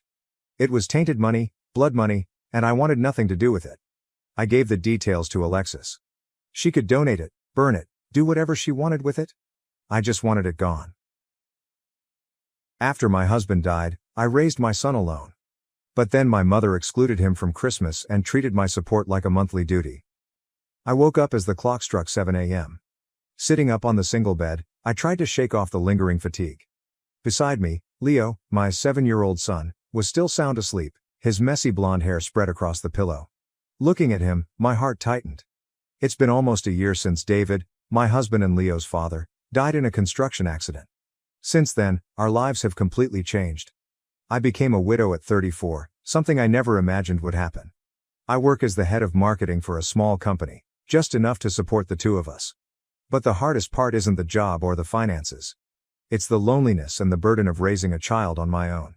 Fortunately, I have Alice and George, my in-laws. They're wonderful people, always willing to help whenever I need it. Alice often picks Leo up after school so I can focus on work. Every time I go to pick him up, she tries to slip money into my pocket, but I always refuse. "Clara, we just want to help," Alice once said, her eyes sincere. "We know the insurance payout was generous, but please, let us help." I appreciate their kindness deeply. The compensation, combined with my income, allows us to live fairly comfortably. But what I understand most clearly is that their help isn't just financial, it's filled with love and genuine care. If only my own parents treated Leo and me the same way. Ever since I was little, I've always felt like the stepchild in my own family. My parents always favored my sister, Brenda, and now they treat her children the same way. Last week, Leo went to visit his maternal grandparents, and everything unfolded as usual.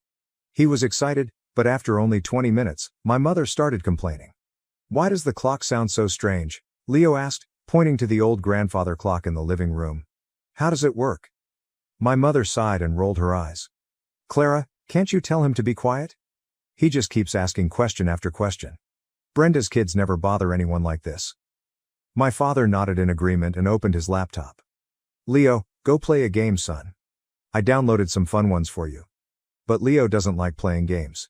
He likes to talk, to learn about everything around him. Meanwhile, Brenda's 3 children sat silently in the corner, glued to their phones. To my parents, that's the definition of good behavior. I've gotten used to staying silent in the face of comparisons and criticisms.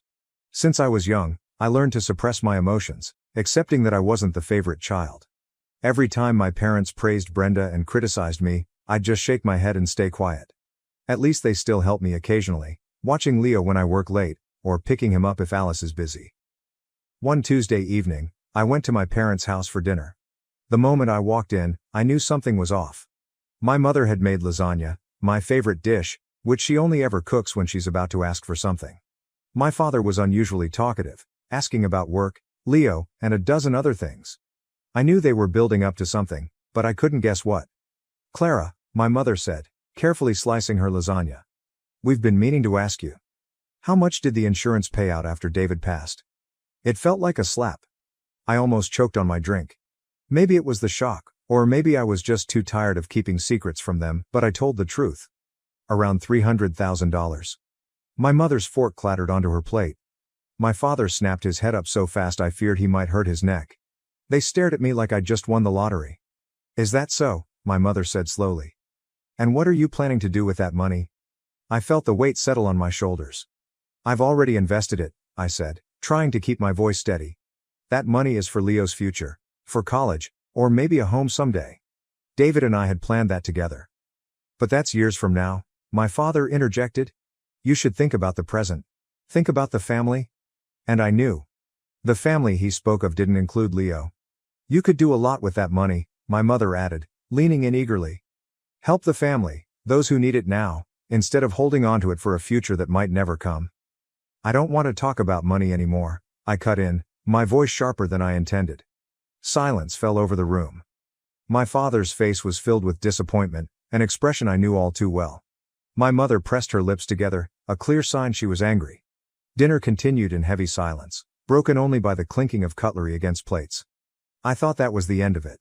I knew my parents would be upset with me for at least a month, as they always were whenever I didn't do what they wanted. But to my surprise, just a week later, my mother called. This Sunday the whole family having dinner together, she said in a voice sweet as honey. Brenda and the kids will be there too. You have to come, sweetheart. I felt uneasy but agreed anyway. That Sunday, I arrived at my parents' house with a strange feeling in my chest. Brenda had come early with her 3 kids, all of them glued to their phones as usual. When everyone sat down at the table, Brenda started complaining about rising prices, increasing bills, and how hard life was getting. Everything's just so expensive, she sighed, passing around the mashed potatoes. My mother dabbed at her eyes with a tissue, lamenting food prices and the electricity bill. Then Brenda cleared her throat and straightened her back. I've been thinking, she announced, scanning the table with the confident gaze she's had since we were kids. Clara and I should help Mom and Dad financially. I'll send $500 a month. I wish I could give more, but Ben's the only one working, and I still have to raise the kids. She paused, as if building suspense, then turned to me with a fake smile. And you, Clara, you should send Mom and Dad $1,000 a month. I nearly choked again. What? It makes sense, Brenda continued, her voice calm like she was just presenting a simple equation. You earn more and only have 1 child. And, well, your situation is a bit more comfortable now. I felt my blood boil. The situation she referred to was David's death, the insurance money I'd set aside for my son's future. I wanted to scream, I'm a widow. I don't have a partner to share the financial burden anymore. But my mother clapped her hands with joy, and my father beamed like he'd just received a Christmas present. Oh, my sweet daughters, my mom exclaimed. You don't know how much this means to us. I sat there, furious, in disbelief. My whole life, I had tried to be recognized, to be accepted, and now, they were putting a price on love. All right, I heard myself say. I'll do it. That first transfer hurt the most. $1,000 vanished from my account with just a few clicks. I told myself, if this buys support from my family, maybe it's worth it. But that illusion faded quickly. Mom, can you pick up Leo today? Alice has a doctor's appointment and I've got a late meeting. Oh, I'm sorry, sweetheart, my mom said over the phone. I've got a headache, you know how my migraines are. It was always something. Every time I needed help, my mother had a reason to say no. Tired, busy, going grocery shopping, back pain.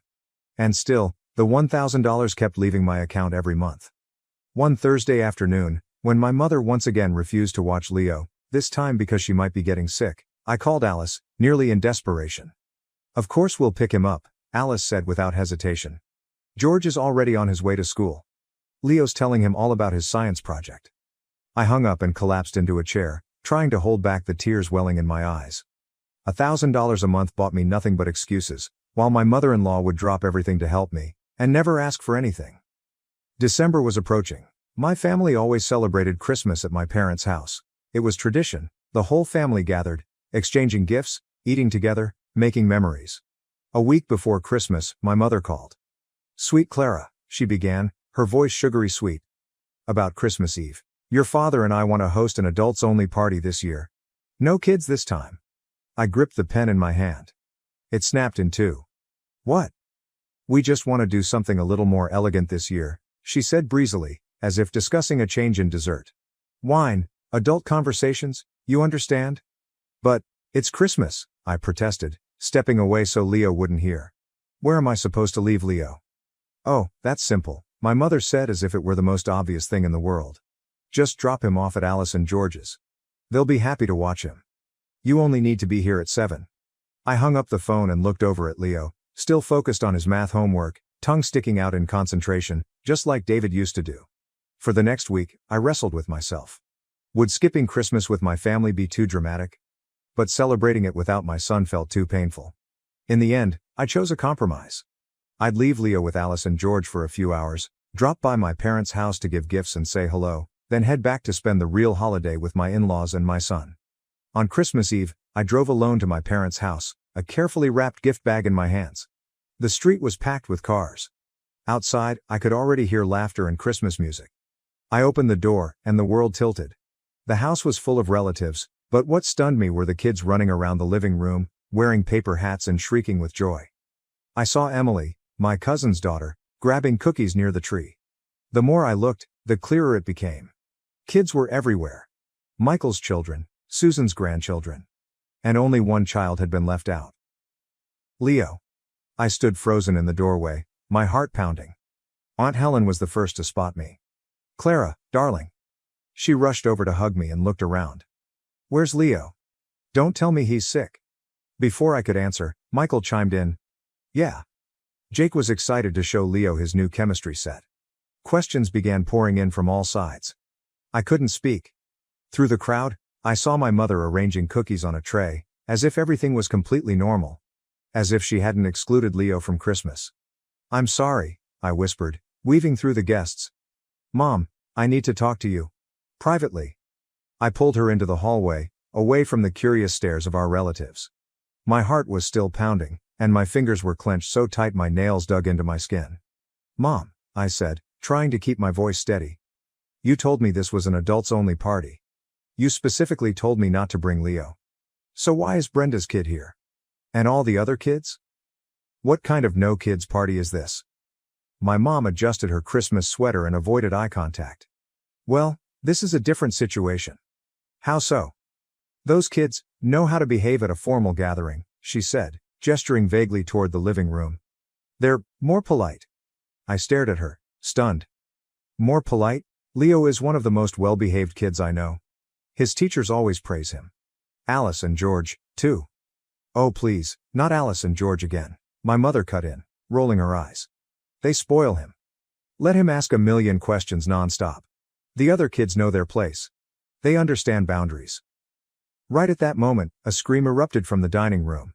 Ethan, Brenda's youngest, had just thrown a handful of deviled eggs straight at his sister. The eggs flew across the table and splattered all over Emily's new dress. She screamed. I turned back to my mother, raising an eyebrow. "Yes, I can really see how well-behaved the kids are." My mother's face darkened. "Kids are supposed to be a little wild. But Leo asks too many questions. It's like he's trying to lecture the adults. Don't make this into a big deal, Clara. It's just a small difference, That's all. I felt something inside me break. Something that had been hurt for far too long, and could no longer endure. I'm leaving, I said, turning away.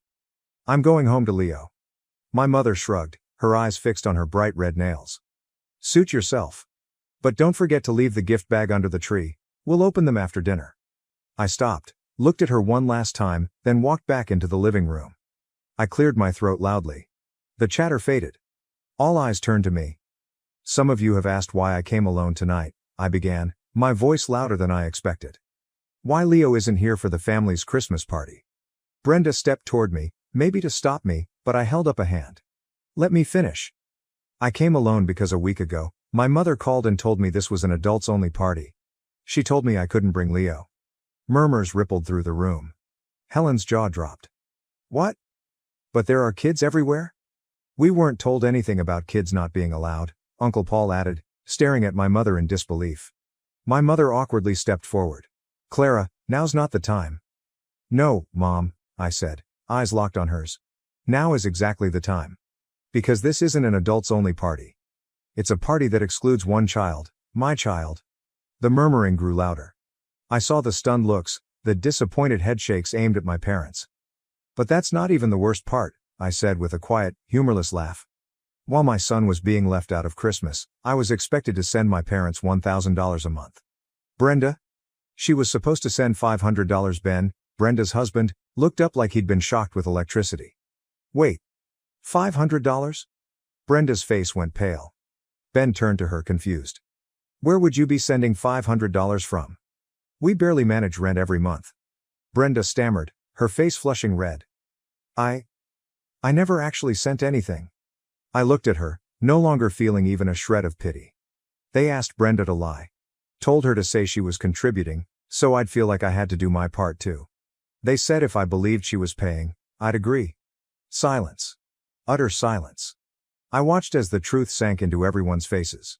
The scattered pieces came together into a full picture, one where my parents had deceived me, used me like an ATM, while excluding my child. Aunt Susan spoke, her voice trembling with rage. You used your own daughter for money, then cast out your grandson from the family? That's unthinkable, disgraceful. The room erupted. Voices raised, demanding answers, calling out my parents. Ben turned on Brenda, furious, questioning her. My parents stood frozen, their perfect family facade collapsing before them. I raised my hand again, everyone fell silent. There's one more thing I want to say.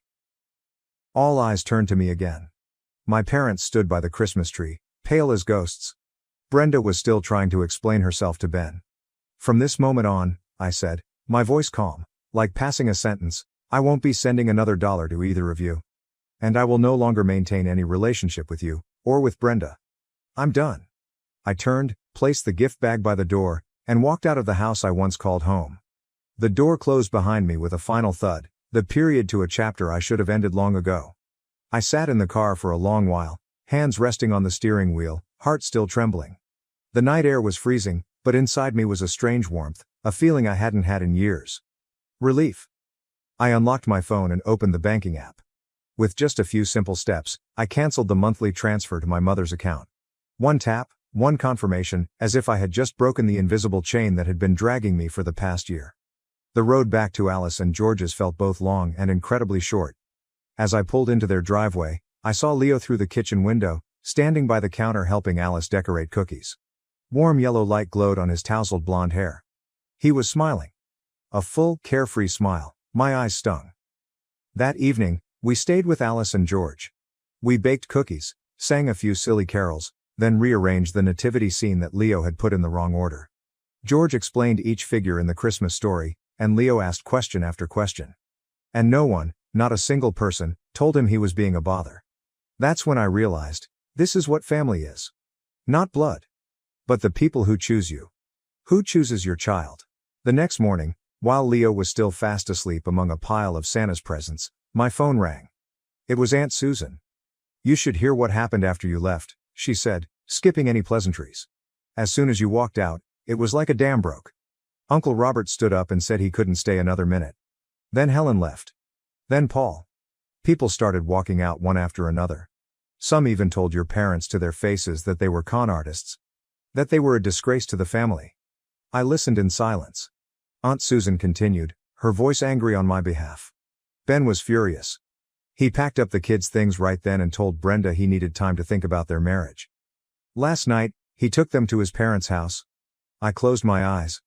A part of me felt sad for what Brenda had caused, but mostly, I just felt, right. All of this should have come out a long time ago. I want you to know, Aunt Susan added, her voice softening. We're on your side. What they did to you and Leo, it's unforgivable. I thanked her, then hung up. Right after, the messages came flooding in, from my mother, my father, and Brenda. All saying the same thing.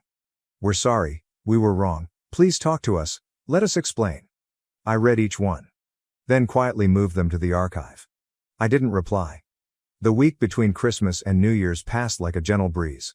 Leo and I stayed with Alice and George, playing board games, watching movies, baking. Nothing extravagant, nothing loud, just pure, genuine warmth. The new year has arrived. On the morning of the 31st, the doorbell rang. I looked through the peephole and saw my parents standing on the porch, holding a large gift box wrapped in shiny paper. My heart thudded, not from fear, but because I wasn't sure whether I should even open the door.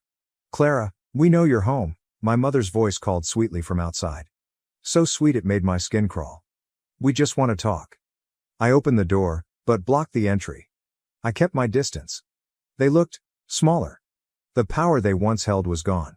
Maybe because for the first time, I wasn't the obedient daughter standing silently while they lectured. We brought this for Leo, my father said, holding the box out to me. One glance at the wrapping and I knew it was some expensive piece of electronics. Leo doesn't need it, I replied, not taking the gift. Clara, my mother stepped forward. We know we were wrong, about how we treated Leo, about the money. We truly regret it. And we want you to know, this isn't about money, we really feel sorry. I looked at them. Carefully. Searching for truth in their eyes. Are you sorry because you realize you were truly wrong, or because the whole family found out and turned against you? I asked, unblinking. They looked at each other, just one glance. And I had my answer. I think you should go, I said gently. I don't believe you. And I don't trust you anymore. But we're family, my mother nearly pleaded, her eyes brimming with tears. No, I shook my head. Families don't use each other. Family doesn't deceive their daughter for money. Family doesn't exclude a child from Christmas. They stepped back, clutching the gift box, then quietly turned and walked away. I watched until their car disappeared past the gate. I didn't feel sad. I just felt free. Months later, I still stood by my decision. No texts, no calls. Brenda tried to reach out too, but I had blocked her number. The money I used to send every month, I now transfer into Leo's college fund. And the strange thing is, when you cut out toxic people, you make room for healthy, beautiful relationships to grow. Aunt Susan started inviting us over for Sunday dinners. Uncle Robert hosted BBQs, and Leo got to play with his cousins. People asked genuine questions, listened to Leo, and encouraged his endless curiosity. Mom, why does Uncle Robert's pool smell weird? Leo asked one summer afternoon. That's the smell of chlorine, kiddo, Uncle Robert answered before I could, then launched into a whole explanation about sanitization and chemical reactions, and Leo was absolutely fascinated. I watched my son bloom, like a tree finally being watered with real love. No one told him he was too much. No one told him to stop asking questions. Leo started calling Alice and George Grandma and Grandpa, something I had never asked him to do. They had become our safe harbor. And now I knew. Family isn't where you're born, it's where people choose to love you like you belong. And me, I finally made the right choice. I supported my family financially, and after discovering I was pregnant on vacation, I decided to keep the baby despite my family's opposition. Let's be real, on paper, my life looked Instagram perfect. At 32, I was killing it as a senior product manager at a fintech startup here in Boston. Years of hustle had paid off, and last year, that glorious six-figure salary finally materialized. The condo downtown? Floor-to-ceiling windows, amazing views. My BMW? Nothing crazy, just enough to make me grin when I hit the gas. But behind the carefully curated facade, things were complicated. It all boiled down to one word. Family. More specifically, my financial responsibility for my family. My parents, sweetest people in the world, but terrible with money. Dad's chronic back issues had sidelined him, and the mortgage payments were crushing them. Mom, bless her heart, had this way of making you feel utterly guilty if you didn't help, after all we sacrificed to put you through college, Lauren. So, yeah, I took over the mortgage, the utilities, the whole shebang. Then there was Megan, my younger sister. Freelance graphic designer, bursting with talent but perpetually broke. The cost of living in this city is insane, and her gigs were, well, sporadic. When she and her fiancé, Jake, found their dream apartment last year, guess who stepped in to cover the rent? It was manageable, thanks to my salary, but those monthly expenses definitely put a dent in my designer handbag fund. Our family dynamic? Rock solid. Every other Sunday, we'd gather at my parents' place. Mom's lasagna was legendary, Dad would share the latest neighborhood gossip, and Megan would showcase her newest design projects. It was predictable, comforting, almost ritualistic. And then I went to Costa Rica. It was supposed to be a no-brainer vacation. I'd been burning the candle at both ends with a massive platform launch. My boss, David, practically shoved me out the door. I booked a beachfront resort, picturing myself lost in novels and sipping fruity cocktails. Zero ambition required. That's where I met him. Mike. Mid-30s, ruggedly handsome. He was staying at the same resort, also traveling solo. The cliché happened. We met at the hotel bar. "Is this seat taken?" he asked, gesturing to the empty stool beside me. Dark hair, a hint of gray at the temples, laugh lines etched around his eyes. Not movie star gorgeous, but with this warm, inviting charm. One drink led to three. We talked about everything, our jobs, he was an architect from Seattle, our favorite books, our travel adventures. By the end of the night, we were strolling along the beach, stars overhead. We spent the next 2 weeks exploring the rainforest, snorkeling in turquoise waters, and, yes, sharing a hotel room. It was intense, exhilarating, but not love. We were two adults enjoying each other's company, fully aware that it had an expiration date. We said goodbye with a kiss, promised nothing, and went our separate ways. I didn't even get his last name. Seemed like a lifetime ago now. Back in Boston, I threw myself back into work, trying to bury those 2 weeks under a mountain of spreadsheets and deadlines. Then, 3 weeks after my return, the morning sickness hit. At first, I brushed it off as stress. Then, my period was MIA. The explanation, chillingly obvious, slapped me in the face. A pregnancy test, bought in a frantic rush after work. My hands were trembling as I waited in my bathroom. 2 pink lines. Repeat the next morning. Same result. Pregnant. At 32. From a vacation fling with a man I barely knew. This wasn't my plan. This wasn't how my story was supposed to go.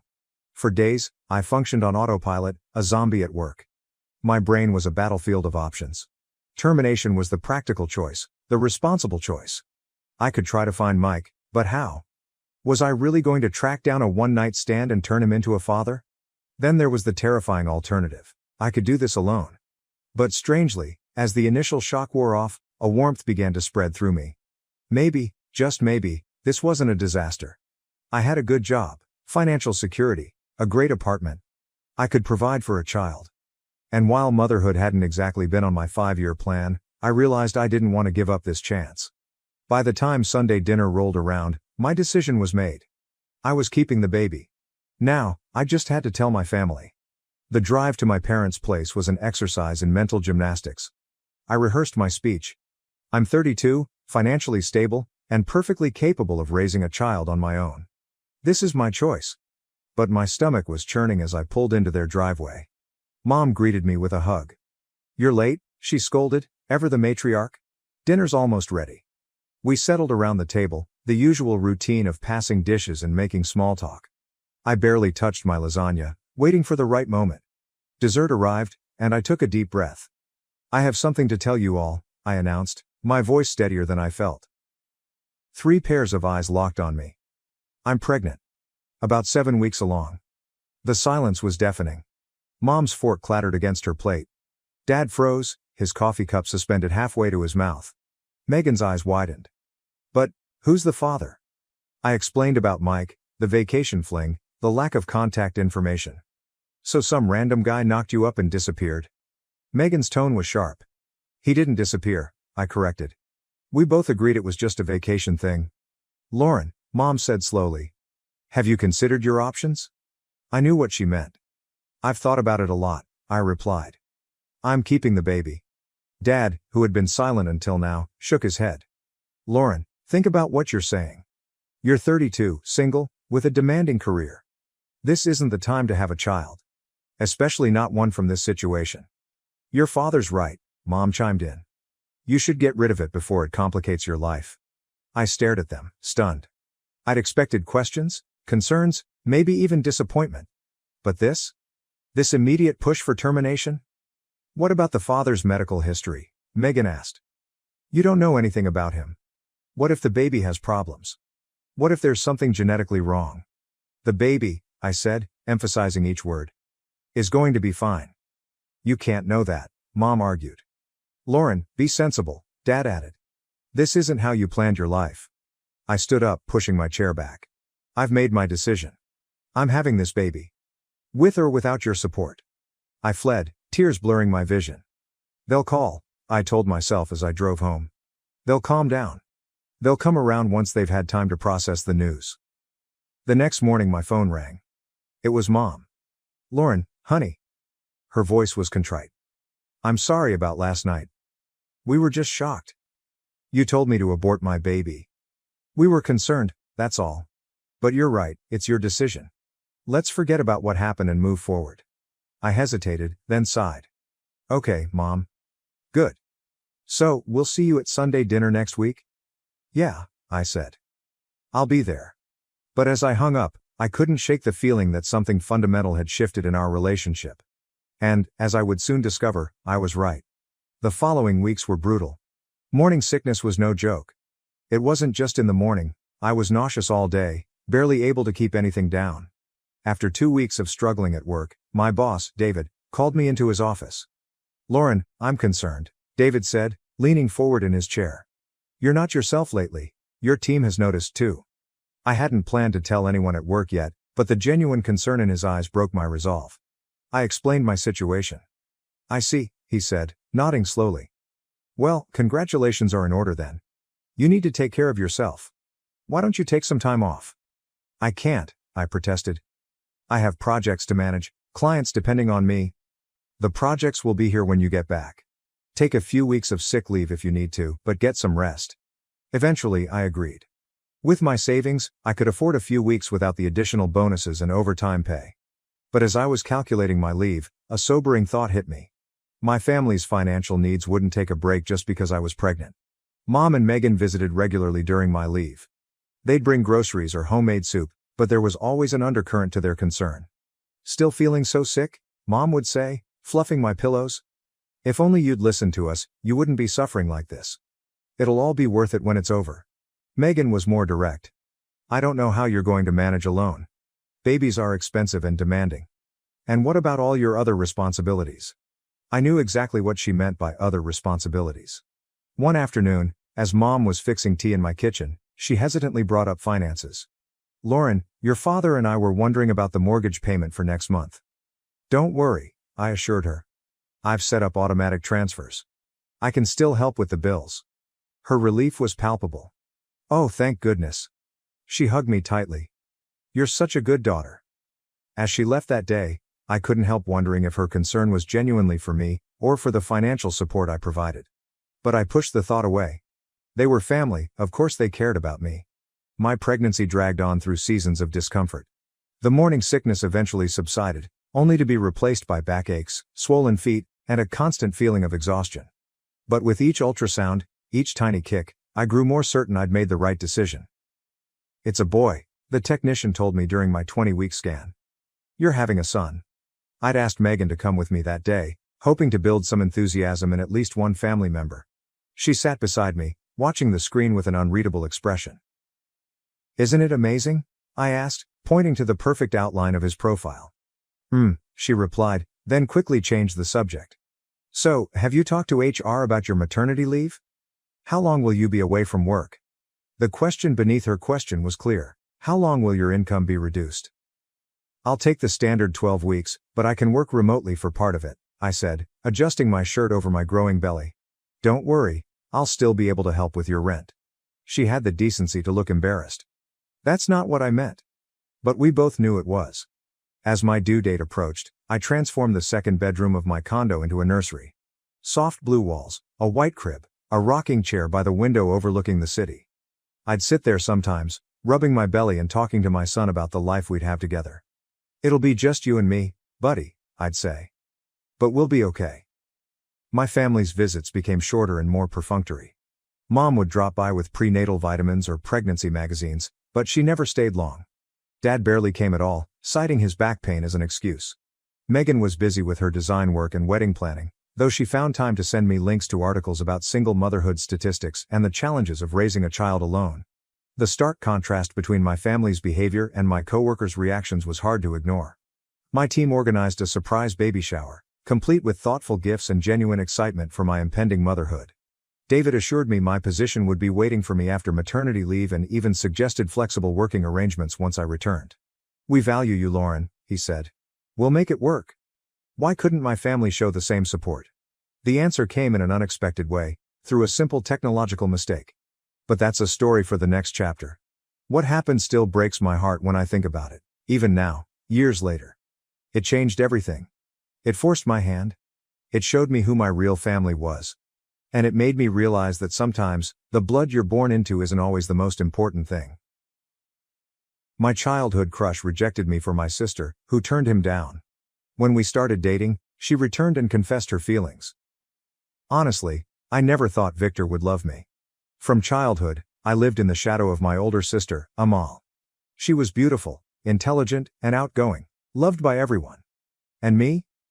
Just a shy, quiet, and somewhat unremarkable kid. Every time our families gathered, I would only dare to look at Victor from afar. He was always by Amal's side, his eyes full of love. Everyone knew Victor liked my sister, and so did I. I'll always remember the day Victor confessed his love to Amal for the first time when they were both 15. I hid in my room, my heart pounding, both excited and afraid. I knew she would reject him, because she always saw Victor as a close friend.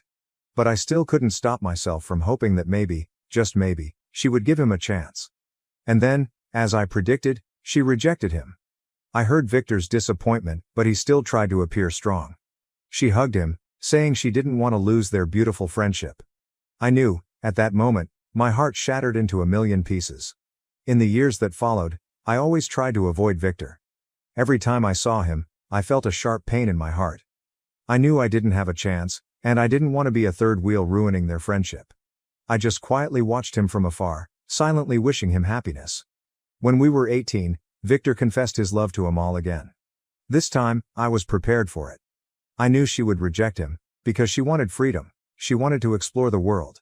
She said she wanted to go to college in Los Angeles, where she could experience everything without worrying about relationships. I was shocked when I heard her say that. I didn't expect her to have such bold thoughts. I knew she wanted to live a full life, without regrets. But I also knew that meant Victor would have to endure another heartbreak. I'll always remember the night before Amal left for Los Angeles. Both families gathered to see her off. Victor sat quietly in a corner, his eyes sad. I knew he was hurting, but he didn't say anything. I wanted to go to him, comfort him, but I didn't have the courage. After Amal left, Victor became quieter. He spoke less, smiled less, and always seemed a little melancholy. I knew he was trying to get over the pain, but I didn't know how to help him. A year later, I decided to apply to the university in Pasadena, where Victor was studying. I didn't know why I did it. Maybe I wanted to be near him, even if just as a friend. Or maybe I wanted to prove to him that I could also be successful, that I was worthy of his love. On my first day at school, I was surprised to see Victor. He had changed a lot. He had become stronger, more confident, and more attractive. I felt my heart beat faster when I saw him. He was also very surprised to see me. He asked me why I was here, and I just shrugged. I didn't dare tell him the truth, that I had always loved him, and I wanted to be with him. He invited me to take a tour of the campus, and I agreed immediately. We had a wonderful afternoon together. We talked, laughed, and shared our thoughts. I felt like I had known him for a long time. After that day, we started hanging out together more often. We studied together, exercised together, and explored new things together. I felt myself falling in love with him. I realized that Victor was not just a friend, but also a teacher, a companion, and a soulmate. He was always there for me, encouraging me, and helping me overcome the difficulties in my life. He was the only one who understood me, and I understood him too. 2 years later, we decided to start dating. I was very happy when he told me he loved me. I knew that he had once loved Amal, and maybe he still had feelings for her. But I believed that, over time, he would love me wholeheartedly. I always tried to be a good girlfriend, always supporting him, and always being there for him. I wanted to show him that I was worthy of his love. After graduation, Victor decided to stay in Pasadena to work. I also applied to work for the same company, but in a different department. We wanted to have a stable life, and we wanted to build a happy family. 2 years passed, and our life was very peaceful and happy. We loved each other, respected each other, and always supported each other in everything. I felt like I was the luckiest woman in the world. One beautiful day, Victor told me that he wanted to propose to me. I was very touched when I heard him say that. I knew that he had thought very carefully before making this decision. I also knew that he loved me wholeheartedly. Victor wanted to propose to me in front of both of our families. He had prepared a romantic evening, with flowers, candles, and music. I was very excited waiting for this important moment.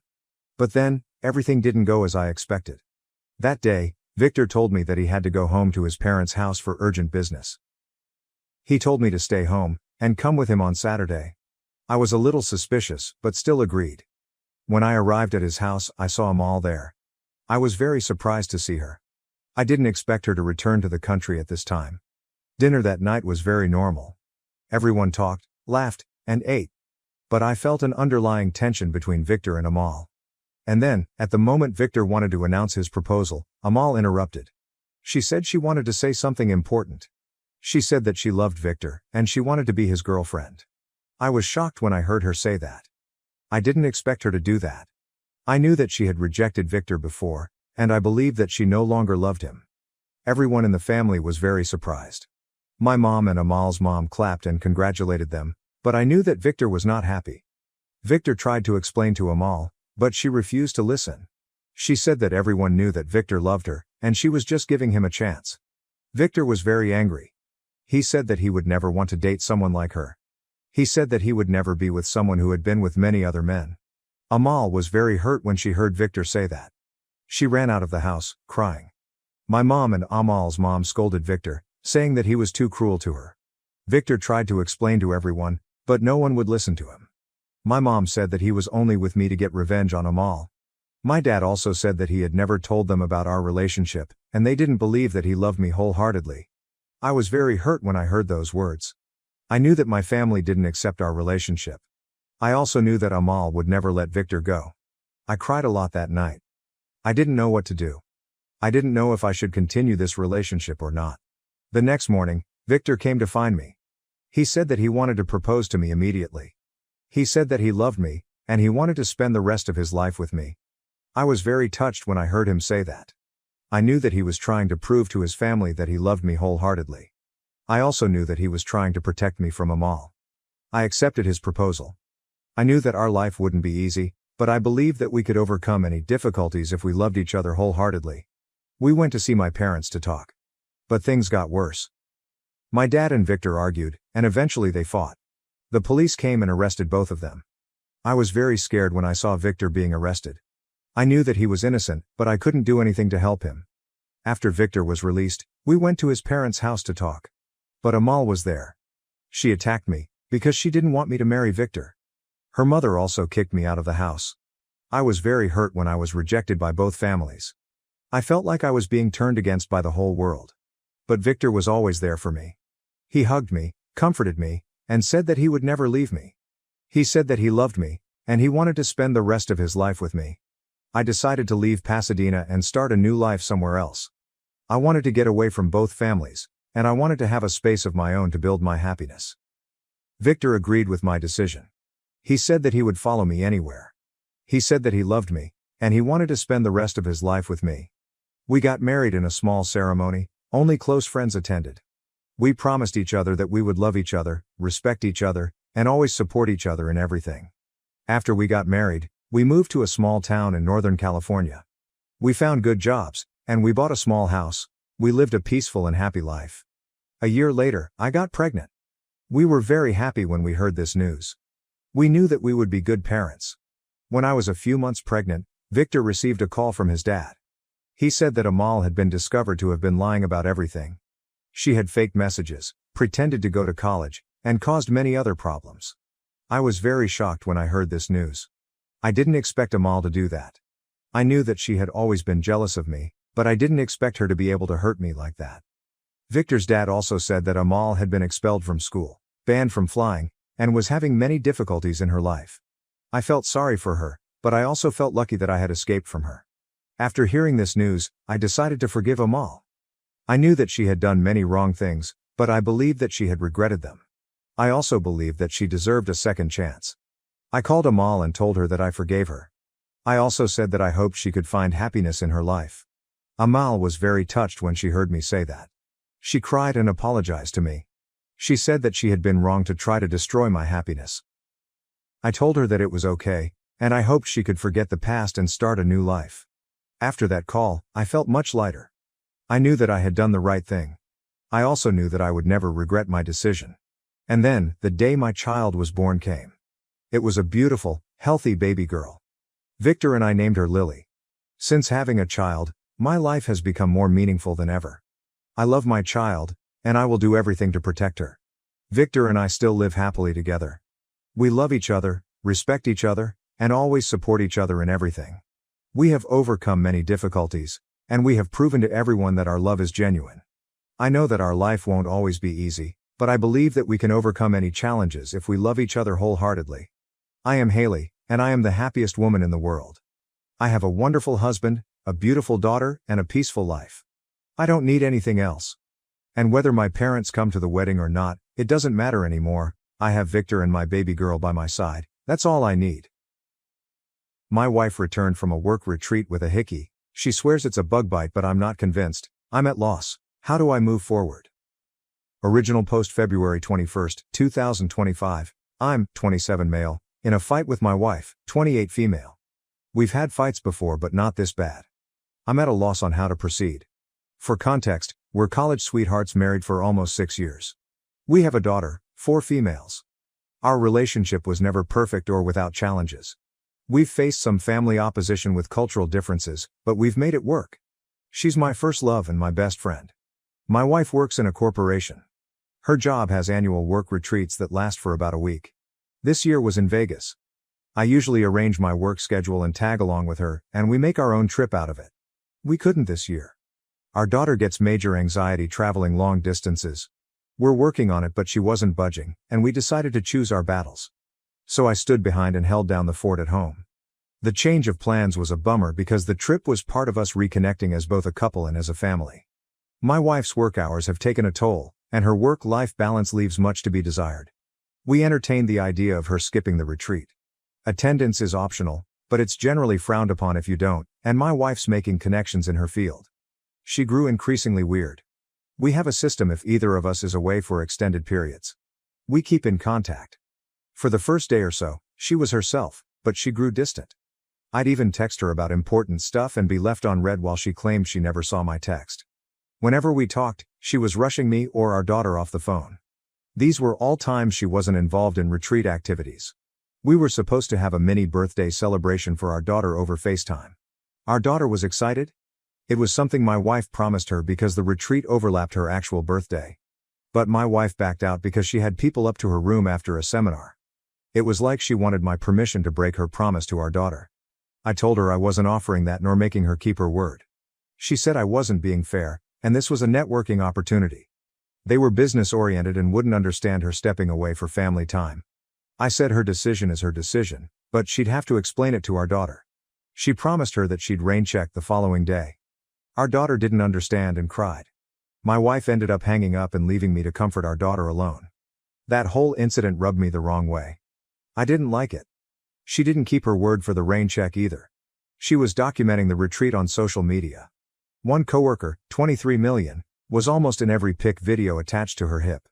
In one pic he had his arm too comfortably around her IMO. He's a recent hire in my wife's department. She was asked to oversee him. I don't like the guy. He doesn't know boundaries. Once, in response to a work assignment, he texted my wife that she's exactly the kind of woman he needs to keep him in check. My wife had brushed it off. She feels bad for him because he's not fitting in. She took him under her wing during his first retreat with the team. If I'd questioned, she'd say she was tired or networking. There was always something. But I've seen her at these retreats. This wasn't like her. She was just off. The day before her return home, she complained about a bruise on her neck. She stressed it was a bug bite. I didn't actually see the bruise until she came home. I instantly thought it was a full-on hickey. She kinda brushed it off after making a big deal of it over the phone. I didn't push because our daughter was present. But when I was able to confront her, she clung to her bug bite claim. When I kept pushing, she asked what I was trying to imply. I outright said I believed she had a hickey, and I didn't believe she was being honest with me. We had it out then. She was offended and pissed at the accusation. Infidelity has always been a sore topic. Her family has a history of infidelity. So we had a pretty bad fight, and she accused me of looking to pick a fight due to the incident with our daughter's birthday. I told her it had nothing to do with that and everything to do with a hickey on her neck. The fight ended in an impasse. We're still not recovered. She swears it's a bug bite, but I'm not convinced. I've always trusted my wife, I never doubted her, but this bruise doesn't look like a bug bite.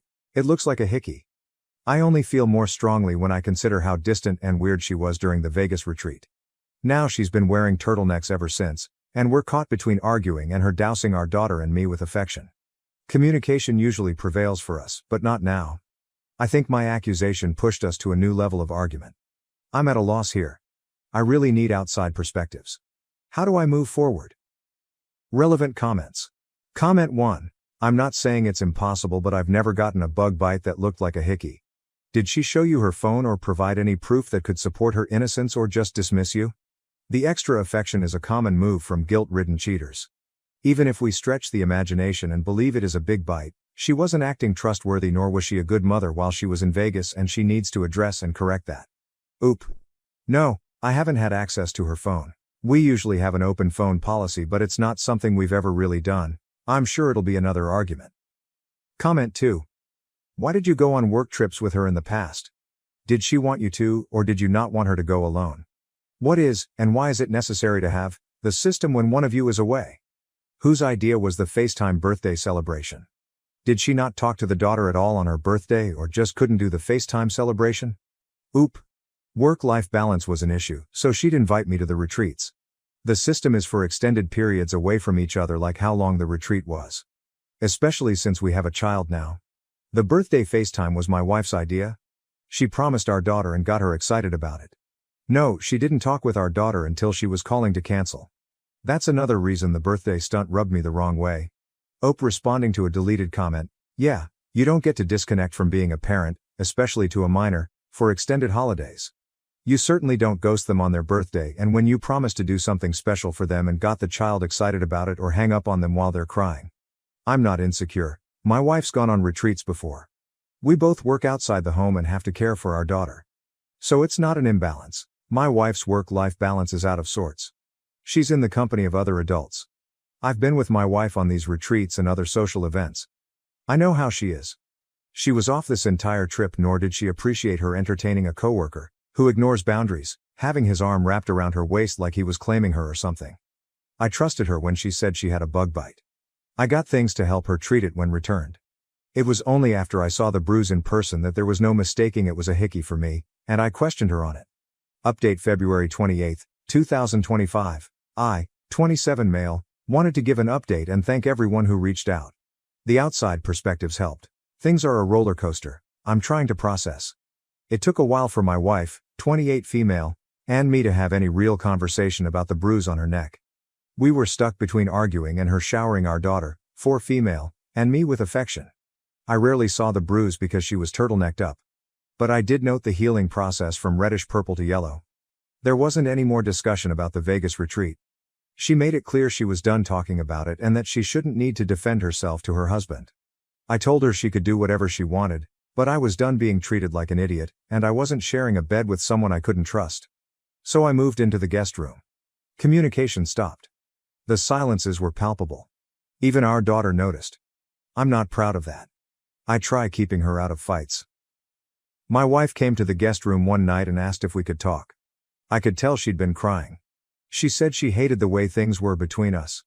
She felt she was losing me either way. I told her I needed complete honesty. She confessed she hooked up with that coworker, 23 male, on our daughter's birthday. The hickey was from him. She was lost in the heat of the moment and didn't realize he was sucking so hard on her neck. By her account, they made out while doing some on top of the clothes stuff, and then he went down on her. It stopped there because he called her by a nickname that I affectionately call her. It snapped her back to the reality of her actions. She went to splash water on her face and saw the hickey.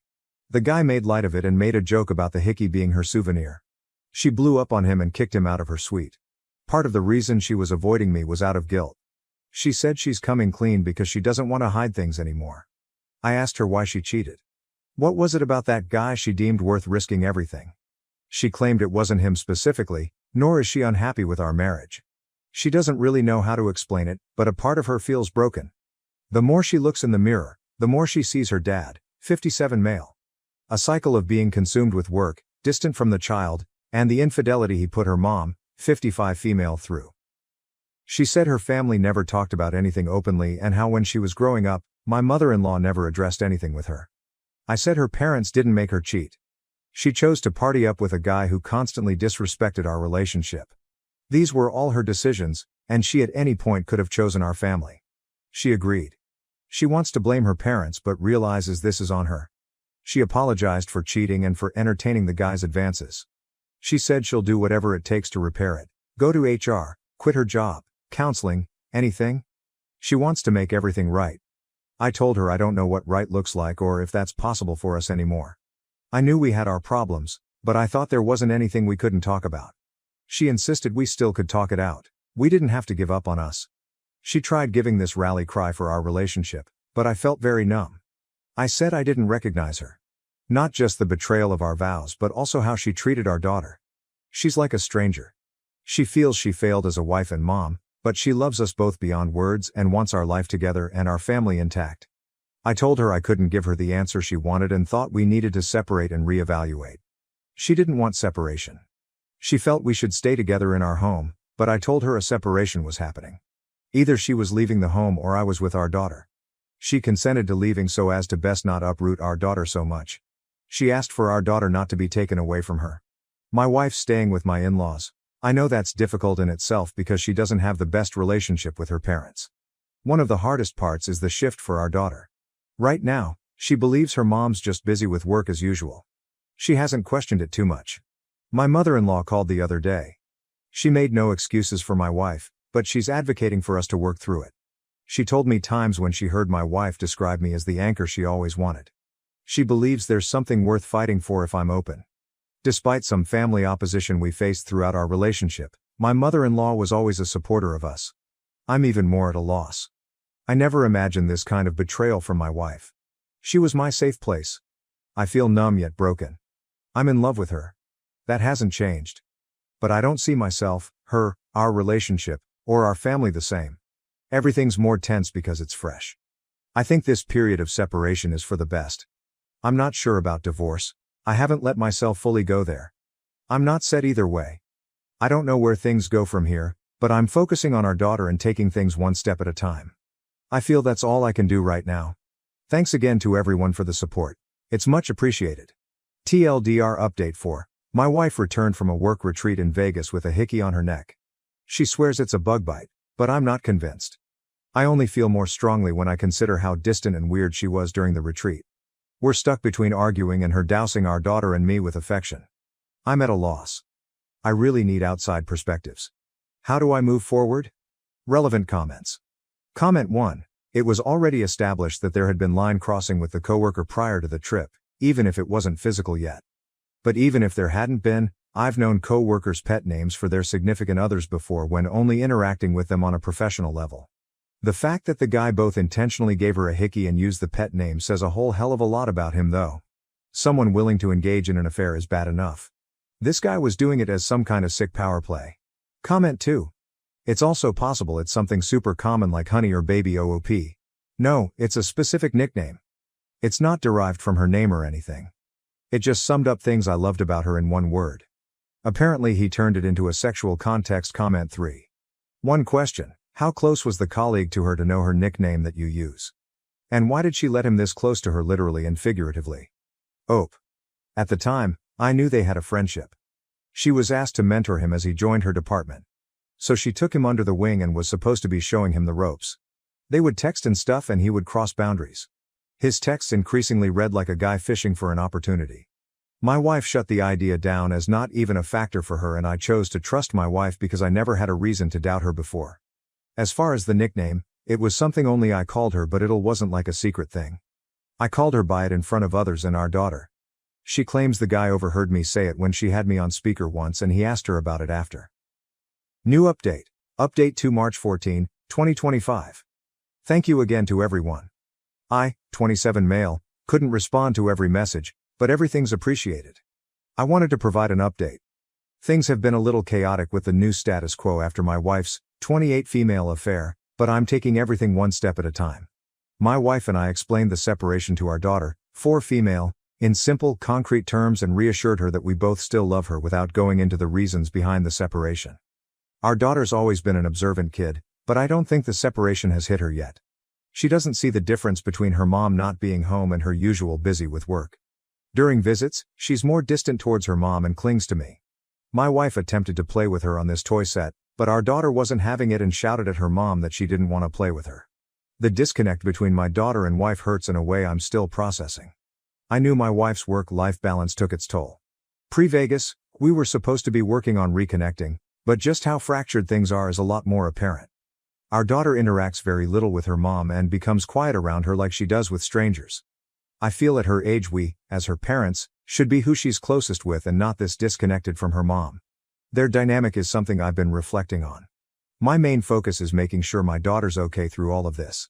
As far as between my wife and me, she's advocating for us to reconcile. She's expressed she wants to work on our marriage not solely for our daughter but because she loves me. Her rally cries for our relationship are still falling flat for me. I can't give her what she wants right now. I told her I wished she would have given herself these rallies before cheating. She's adamant about the affair timeline and what occurred with the coworker, 23M. They connected because she felt bad he wasn't fitting in. He kept flirting and treating her like royalty. It started feeling good on the rougher workdays. They had an emotional affair even though she didn't label it as such at the time. The EA turned physical during the retreat. She dissociated from her life back home while away in Vegas. She still swears they had sex only once. The hickey came from foreplay, and while giving her oral, he called her my nickname for her, which shook her out of it. She snapped at him about his immature attitude with the hickey and then kicked him out of her suite. She thought she could quietly end things and salvage our marriage. I asked her if she wore her wedding ring during sex with him. She confessed that she did. Knowing this hurts like hell. To me, our wedding rings were a physical symbol of our love, commitment to our vows, and our bond. She tarnished our rings. I haven't been able to wear mine.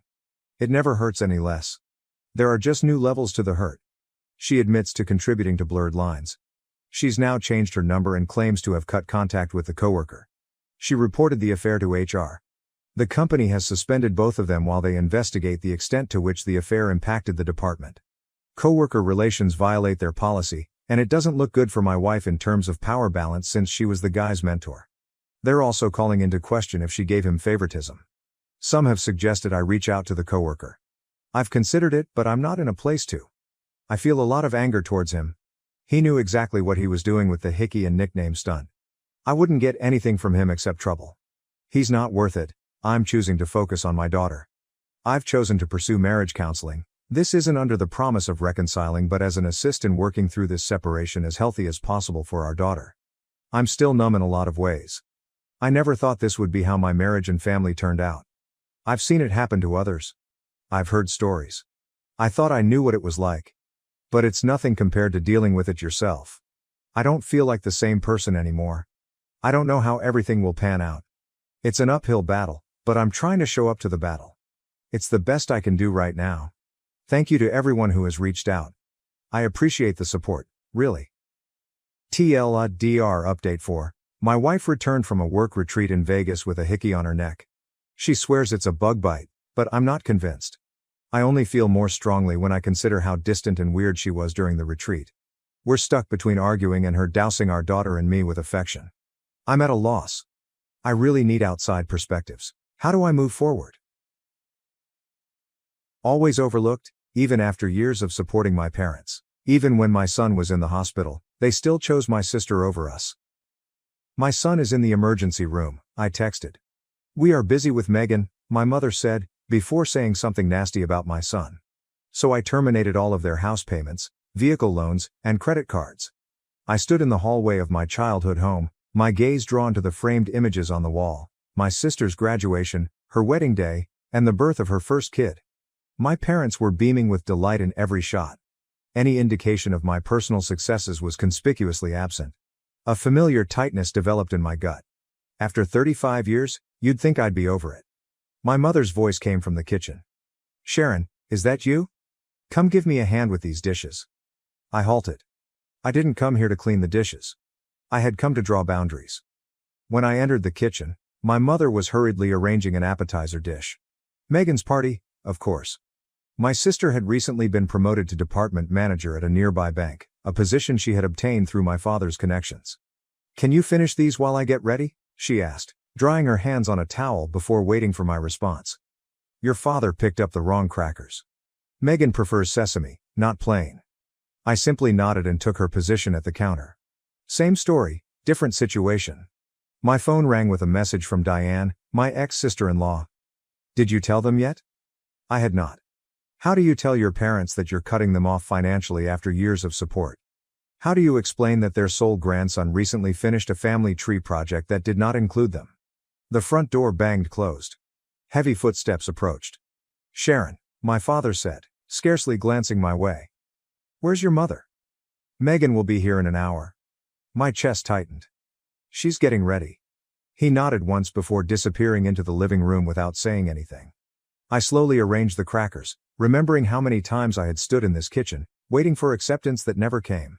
Despite my full scholarship to USC, promotion to senior analyst, and the birth of my son, Max, nothing could divert their attention away from Megan.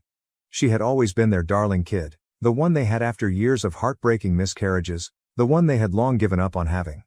I was only a trial run, a practice attempt. I'd spent my entire life trying to earn what she had so easily received, their admiration, attention, and pride. When Justin walked out on me for a coworker 3 years ago, I expected my parents to step up. Their daughter had unexpectedly become a single mother, and she clearly needed help. Instead, they questioned whether I was responsible for the marriage's demise. Had I concentrated too much on my career? Had I ignored my role as a wife? It wasn't them who gave assistance, it was Justin's parents, Diane and Brent, who are no longer my in-laws but remain my true family. They brought Max up from school, looked after him on weekends when my profession needed me to travel, and showered him with affection and attention. Meanwhile, my parents had been too absorbed with other matters. Until 6 months ago, the unexpected shift had taken me off guard. Suddenly, they called every week to inquire about Max, invited us over for Sunday dinners, and offered to babysit. I really wanted to believe it meant anything. Perhaps they'd now recognized what they'd been missing all these years. Perhaps they'd finally chosen to be present as grandparents. Then Megan got promoted, and everything became plain. They had not changed. They simply needed money. My mother returned to the kitchen, wearing a new shirt that I had paid for. "Did you finish the appetizers? Megan will be here any minute now." I tilted my head and slid the tray in her direction. "We need to talk about something." Her expression changed quickly, from delight to anxiety. "What is it? Can't this wait until after the event?" "It could, but it shouldn't," I answered, my voice more firm than I expected. "I'm stopping all financial contributions." Her face had lost all color. "What financial contributions?" As if she had no knowledge, as if I hadn't been covering their car loan for half a decade, as if I hadn't taken care of the cost of the roof replacement last summer, the property taxes, the vacation to Hawaii. My hands trembled slightly, but I pressed them firmly to the counter. The car loan, the credit accounts, the home insurance, everything. She stared at me, her lips opening and shutting, looking for words. "Why would you do this, after all we've done for you?" A bitter, humorless chuckle erupted before I could contain it. "Oh, and what exactly have you done for me?" "We raised you, we made sure you had food to eat. At the very least." She was seeking to take credit for basic parental responsibilities. "When Justin left, who actually supported me? When Max was sick and needed to get to his follow-up appointments, who helped get him there? Who stepped in when I was promoted? Who even acknowledged it? They weren't there. Never them." My father strode into the threshold, his brow furrowed. "What's going on here?" My mother turned to face him, her voice rising in wrath. "Sharon says she's cutting us off financially, after everything we've done for her." His face clouded. "Is this about that situation? We already explained it." "It's about everything," the words gushed forth, years of disappointment, neglect, and understanding flooding forth. "It's about Max calling Diane grandma because she actually treats him like one. It's about you two skipping his birthday to go on Megan's vacation. It's about me needing emergency surgery, and you refusing to pick up your own grandson because Megan had dinner 3 weeks ago.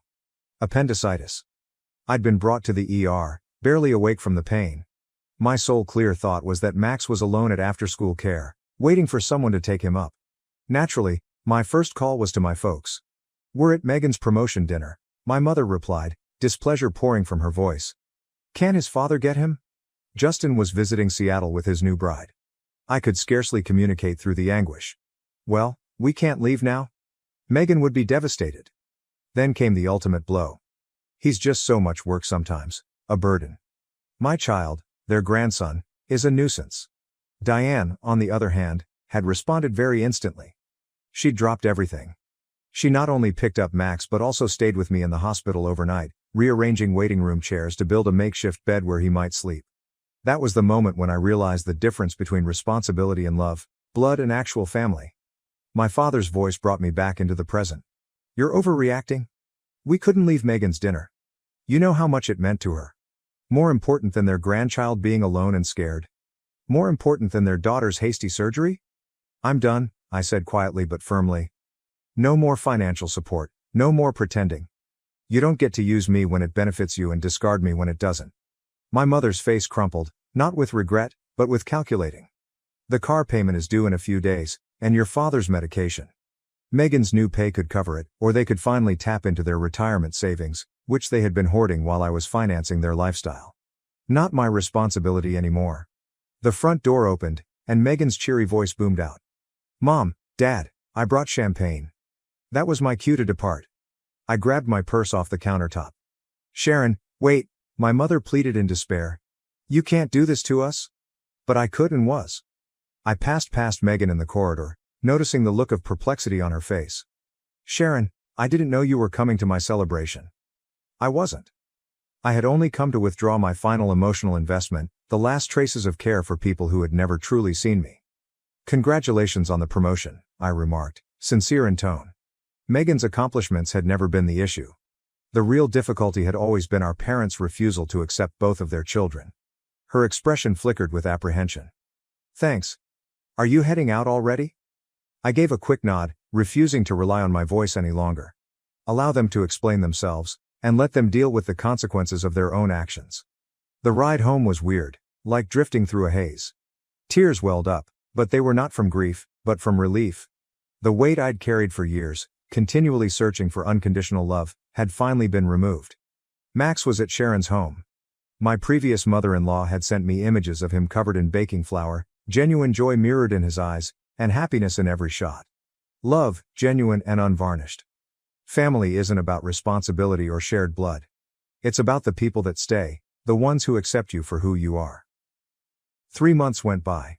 No phone calls or manipulative messaging, absolute quiet.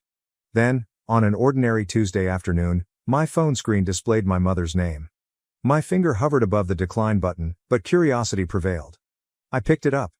"Karen," she said in a stiff tone, her words carefully chosen.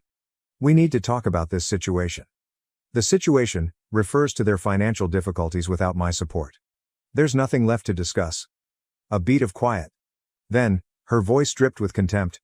"Megan refuses to help us, saying we need to learn how to handle our own expenses." The venom in her tone was unmistakable. "The car was taken away yesterday, and the mortgage is 2 months late." "Not my concern, not anymore." "I'm sorry to hear that," I said, and a little part of me was, because I was raised to feel that their comfort and well-being were my responsibility. "You can't just leave us like this. We're your parents." The link is biological, not emotional. They had never fulfilled their responsibilities as parents in the ways that mattered. "I have to go. Max has soccer practice." "Karen, don't." I terminated the conversation and blocked the number. Across the kitchen, Max was working on his school assignment, a family tree. "How's it going, kiddo?" I inquired, leaning in. At the top, he had sketched Sharon and Brent, labeled Grandma and Grandpa. Below them, Mom and Dad, were written under mine and Justin's names, and at the bottom, himself. There is no Megan, nor are there maternal grandparents. I carefully questioned, "Is this everyone in our family?" He nodded with confidence. "These are the ones who love us." Simple, profound, and true. That night, After Max had fallen asleep, I sat on the back porch with a glass of wine. A gentle breeze swept on my skin as I considered inheritance. Not cash or property, but the emotional heritage carried down through generations, the concepts taught in us about love, value, and relationships. My parents had inherited their own traumas, their mistaken belief that love had to be earned, and that children were obliged to their parents rather than cherished by them. But cycles do not have to reoccur. Patterns can be rewritten.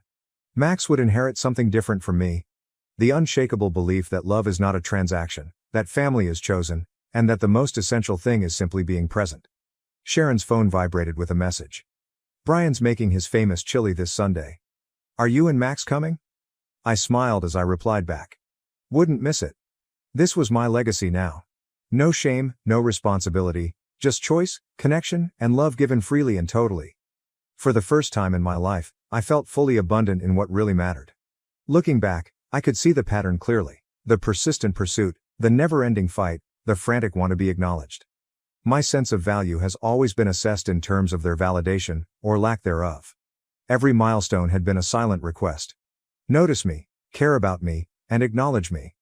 My childhood room's walls had originally been covered with academic diplomas, spelling bee medals, and math competition trophies, all of which had accumulated dust while my parents joyfully attended Megan's soccer matches, dancing performances, and mundane school functions. When I was accepted to USC on a full scholarship, my father simply sneered at the letter of admission. California? That's too far away. And who is supposed to assist your mother with the household? Not you, Megan. She was too focused on being the center of their universe. I left anyway. I worked my way through graduate school, developed a job in finance, and became self-sufficient. Then I met Justin, charismatic, confident Justin, who had a loving glance and the inexplicable capacity to make me feel like the most important person in any situation. His family immediately welcomed me. Holiday gatherings where my opinions were valued, weekend cookouts where my ideas were heard. His mother, Diane, merely called to check in. His father, Brent, taught me how to change the oil in my automobile. It was strange, this easy acceptance, this genuine interest in me. When we married, my parents found excuses to complain about everything: the venue, the date, the meal. Megan, who served as my maid of honor, appeared uninterested during the ceremony. My parents left early, citing Megan's early morning appointment the next day. Justin's parents stayed until the very end, assisting with the cleanup and welcoming me as if I had always belonged to their family. Mark's presence should have altered everything. He was their first grandchild, yet they only visited once, for less than an hour. My mother had clumsily held him before swiftly giving him back. He resembles Justin, she had said, as if this justified her emotional detachment. Diane and Brent, however, were different.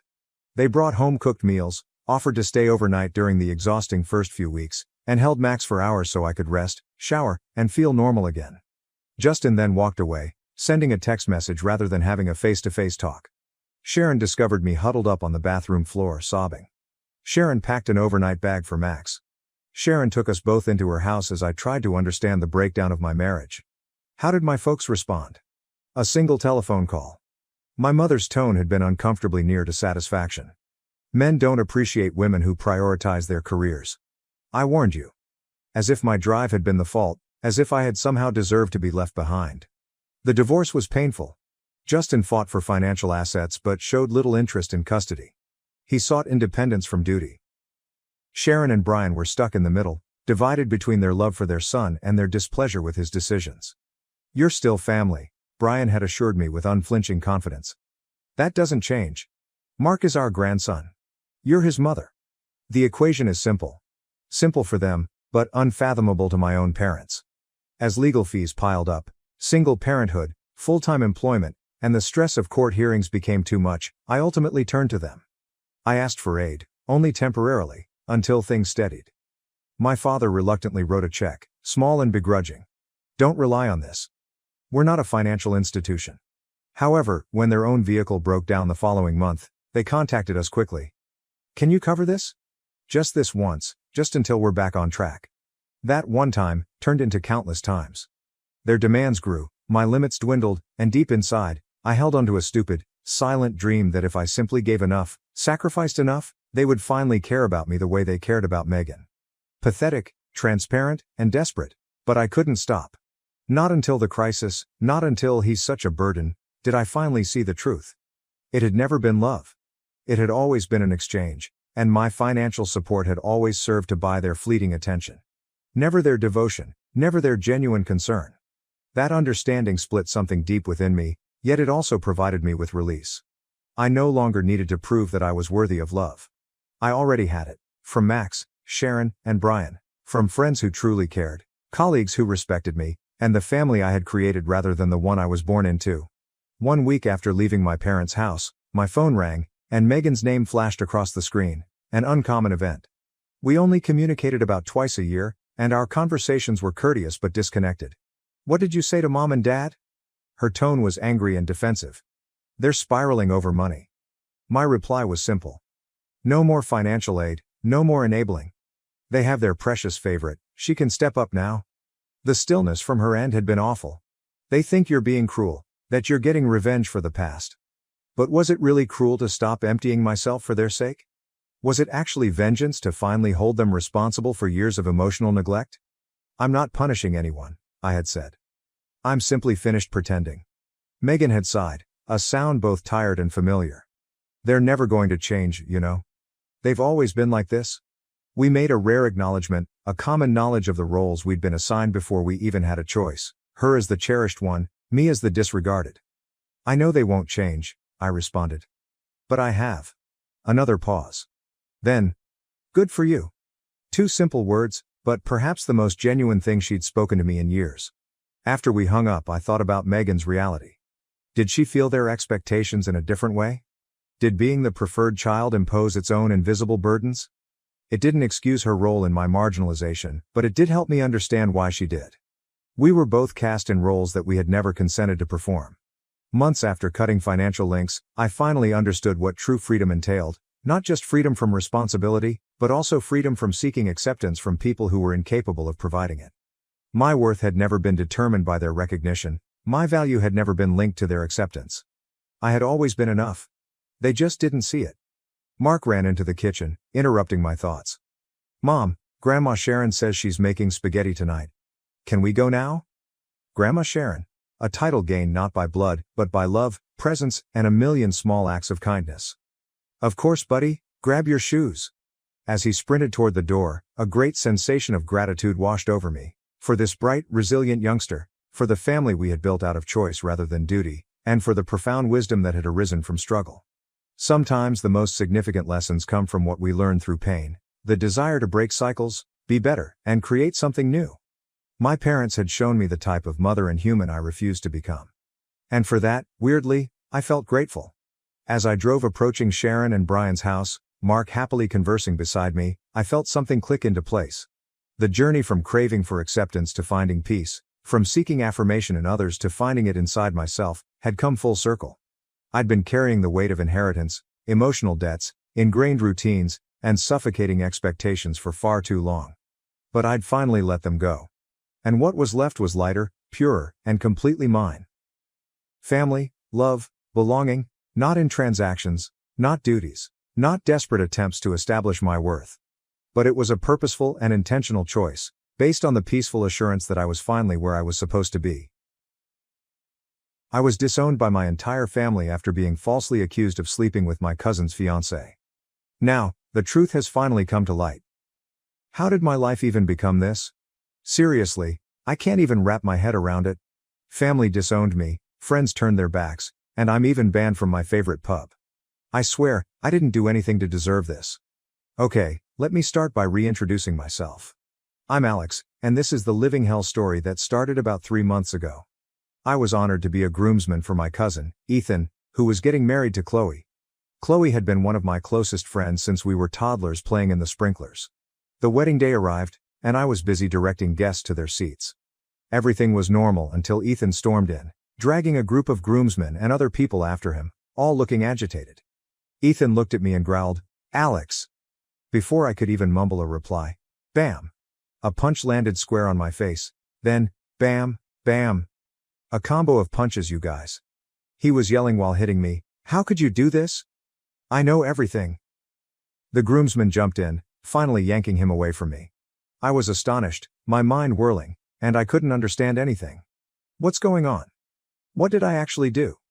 They hurriedly took me out of the room, leaving me with a lot of questions in my head. The next stop was the clinic. My lip was swollen, my nose was bleeding, and my left eye was going black and blue. The doctor patched me up and asked if I wanted to pursue charges, but all I wanted to know was why Ethan had freaked out. Dad texted, "Wedding is off. You have till the end of the day to get your belongings out of the residence." WTF, I hadn't lived with my parents in months, but I still kept some stuff there.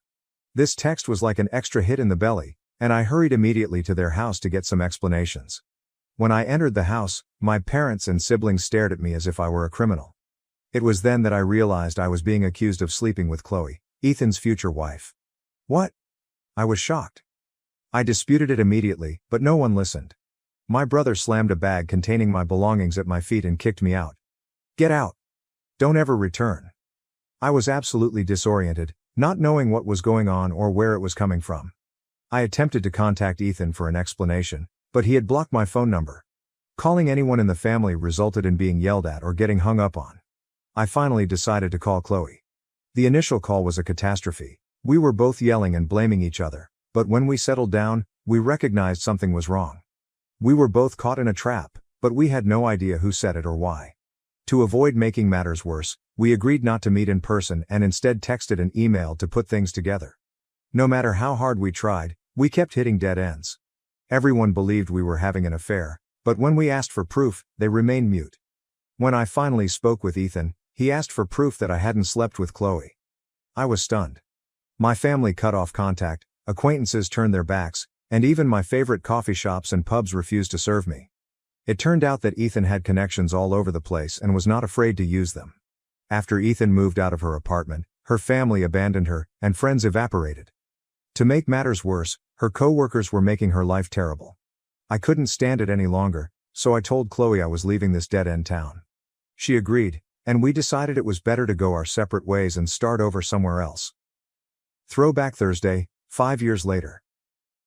It's been 5 years since I last had a proper conversation with my family. 5 years since my cousin Ethan's almost wedding. Back then, I was accused of sleeping with Chloe, his soon-to-be wife. Those accusations were completely fabricated, but who cared? Ethan punched me in front of everyone, the wedding was cancelled, and my entire family turned their back on me. At first, I tried to clear my name, begging them to believe me, but after a while, I realized it was pointless, so I left everything behind and moved away. Chloe went through the same thing. Her family also believed the lies and disowned her, so she, too, decided to start over, but in different states. The incessant accusations and gossip exhausted me, so I decided to break off all links with people from my old life, except for Chloe. She was the only one who fully understood what I had gone through. We kept in touch through social media and the occasional phone conversation, but that was it. For the past 3 years, I've been with Olivia, an amazing woman. I told her the whole story about Chloe and me, every painful detail. Surprisingly, even though they've never met, Olivia and Chloe get along great. They even share a love for the Hunger Games. Every other week, they hop on Zoom, sipping wine and snacking, chatting about books and life. It's amazing. Olivia and I have been invited to Chloe's wedding next month, which will be the first time I've seen her in 5 years. I have big plans of my own. I'm going to propose to Olivia, not at the wedding, nor even during that trip. I don't want to overshadow Chloe's big day, but the prospect of sharing my life with Olivia grows stronger by the day. So why am I telling you all of this? Because last week, something happened that shocked me to the core. A ghost from the past decided to re-emerge. Update. That day, Olivia was working from home. She does it frequently these days, when she doesn't want to deal with the terrible traffic. Her job is rather flexible. I'm not that fortunate. Olivia contacted me around lunchtime. She typically contacts me when I'm at work, so seeing her name appear on my phone in the middle of the day seemed suspicious. Her voice was unsteady as she told me what had happened. After going out for lunch at our favorite shawarma establishment, she returned home to find a letter posted to the door. "We need to talk, I'll be returning tonight." Although there was no signature, she believed it was for me because my name was on the door. Olivia was terrified by the note, so she locked all the doors and stayed inside all day. When she told me about it, I requested an early leave from work and rushed home. We stayed up late that night, waiting to see who left the note, and even though I didn't think it was necessary, I didn't say anything when Olivia grabbed a baseball bat and placed it next to the couch. She was clearly on edge, and I didn't want to make things worse. But no one came, and the night was silent. For the next 2 days, Nothing happened. No strange notes, no unexpected visits, just an odd, disturbing silence. Then, on the evening of the third day, the doorbell rang, and I opened it to see a man standing there, looking exhausted, as if he hadn't slept in days, and smelling faintly of alcohol. "Hey, Alex," he began, his voice raspy and familiar. "Long time no see." A shudder rushed down my spine as soon as he spoke. I recognized the person standing in front of me as Ethan. Honestly, I didn't want to allow Ethan in. The last time we spoke, he almost hurled a beer glass at my face, so when he popped up unexpectedly, I wasn't exactly rolling out the red carpet. This is how our first discussion went. "Ethan, won't you invite me in?" "Me? No. I don't think that will happen." "Ethan. Okay, fair enough, I came to apologize. I know the truth now." "Me. I accept your apology. Goodbye." I was about to slam the door, but he wouldn't give up so simply. "Ethan. Wait. Are you not going to let me explain?" "Me. Not really. An explanation could have been useful back then, before everyone I cared about turned away from me. But what good will it do now?" "Ethan. All right, you have a point. But I'd still like to apologize to Chloe. Can you provide me her contact information?" My response: "I could, but I'm not going to." "Ethan. Come on, Alex. I just want to apologize to her." "Me. I'll tell her you're attempting to contact out. If she wishes to talk, she will contact you directly, but you should keep away from her." That was all I wanted to say, so I slammed the door and went away. Through the door, I heard him cry, "Unblock your mother? She wants to speak to you."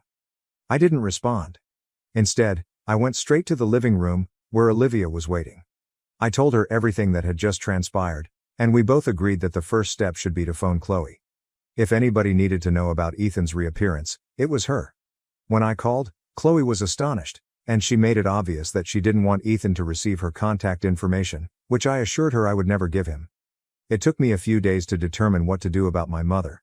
Finally, I cleared her phone number and texted her a simple message. "Heard you wanted to talk?"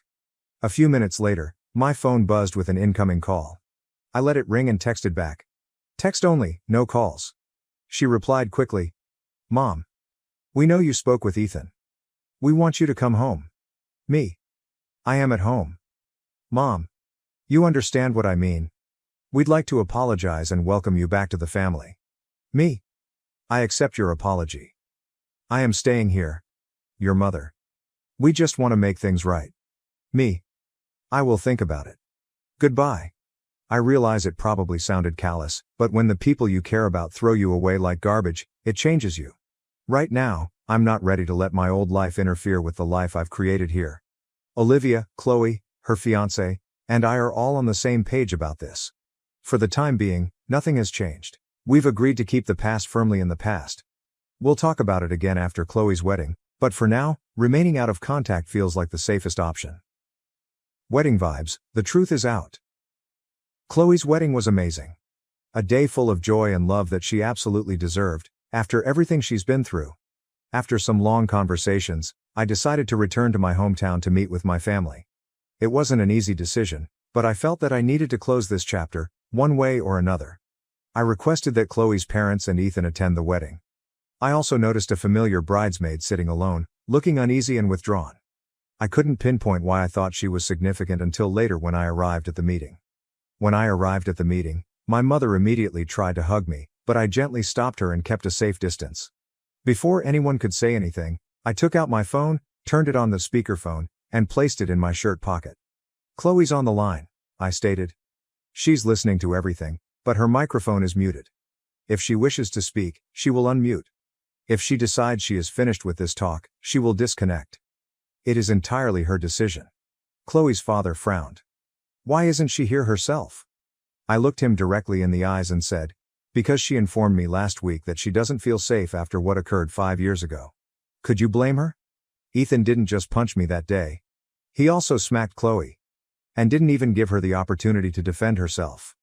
Hearing that, Ethan's face became pale, and a murmur of concern swept through the room. Yet, they eventually began to describe what had happened. 2 years after the scandal, Ethan married Megan, the bridesmaid I had noticed at the wedding. Their marriage was rocky from the start, with constant arguments. During one of those fights, about 6 months ago, Megan slipped up and admitted that she had sabotaged Chloe's relationship with Ethan, only to hear about it throughout their marriage. Megan stated that she was the one who told Ethan that Chloe was having an affair with me. She claimed to have observed it but couldn't provide any evidence, and she made it all up to pull them apart. When Ethan brought this accusation to the family, everyone believed him without question. They assumed he wouldn't ruin his own wedding unless he had a good reason, and they just took Megan's word as gospel. They didn't stop to talk to me or Chloe, nor did they give us a chance to explain or defend ourselves. Now that the truth had been revealed, they wanted to apologize, make things right, and welcome us back into their lives.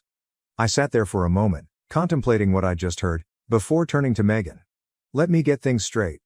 You wanted to be with Ethan so badly that you damaged Chloe's life to get her out of the way. You built your fleeting happiness on lies, on betraying those who trusted you. Was I just collateral damage? How does it feel to know that all you built was based on someone else's pain? Next, I looked at Ethan. We've grown up together, guy. Chloe, you and I felt like family even before we became one. But instead of approaching us, you simply believed her falsehoods and tore our lives apart. How could you do that? Finally, I addressed Chloe's parents and my own. To both of you, I will pose the same question. You reared us. I believed you were aware of our identities. But when the initial complaint was leveled, you didn't even engage in a civil conversation. You did not believe we were worth the opportunity to defend ourselves. You basically assumed the worst and brushed us aside. How could you do it? Nobody said anything. They just sat there in silence. Following a lengthy pause, I continued. I know where I stand with all of you now. You made it apparent 5 years ago that you did not believe I was worth it. No phone call, no talk. You showed me my spot, but it isn't here. I cannot speak for Chloe. She will make her own decision on what happens next. If she accepts your apologies, she will contact you. But do not hold your breath.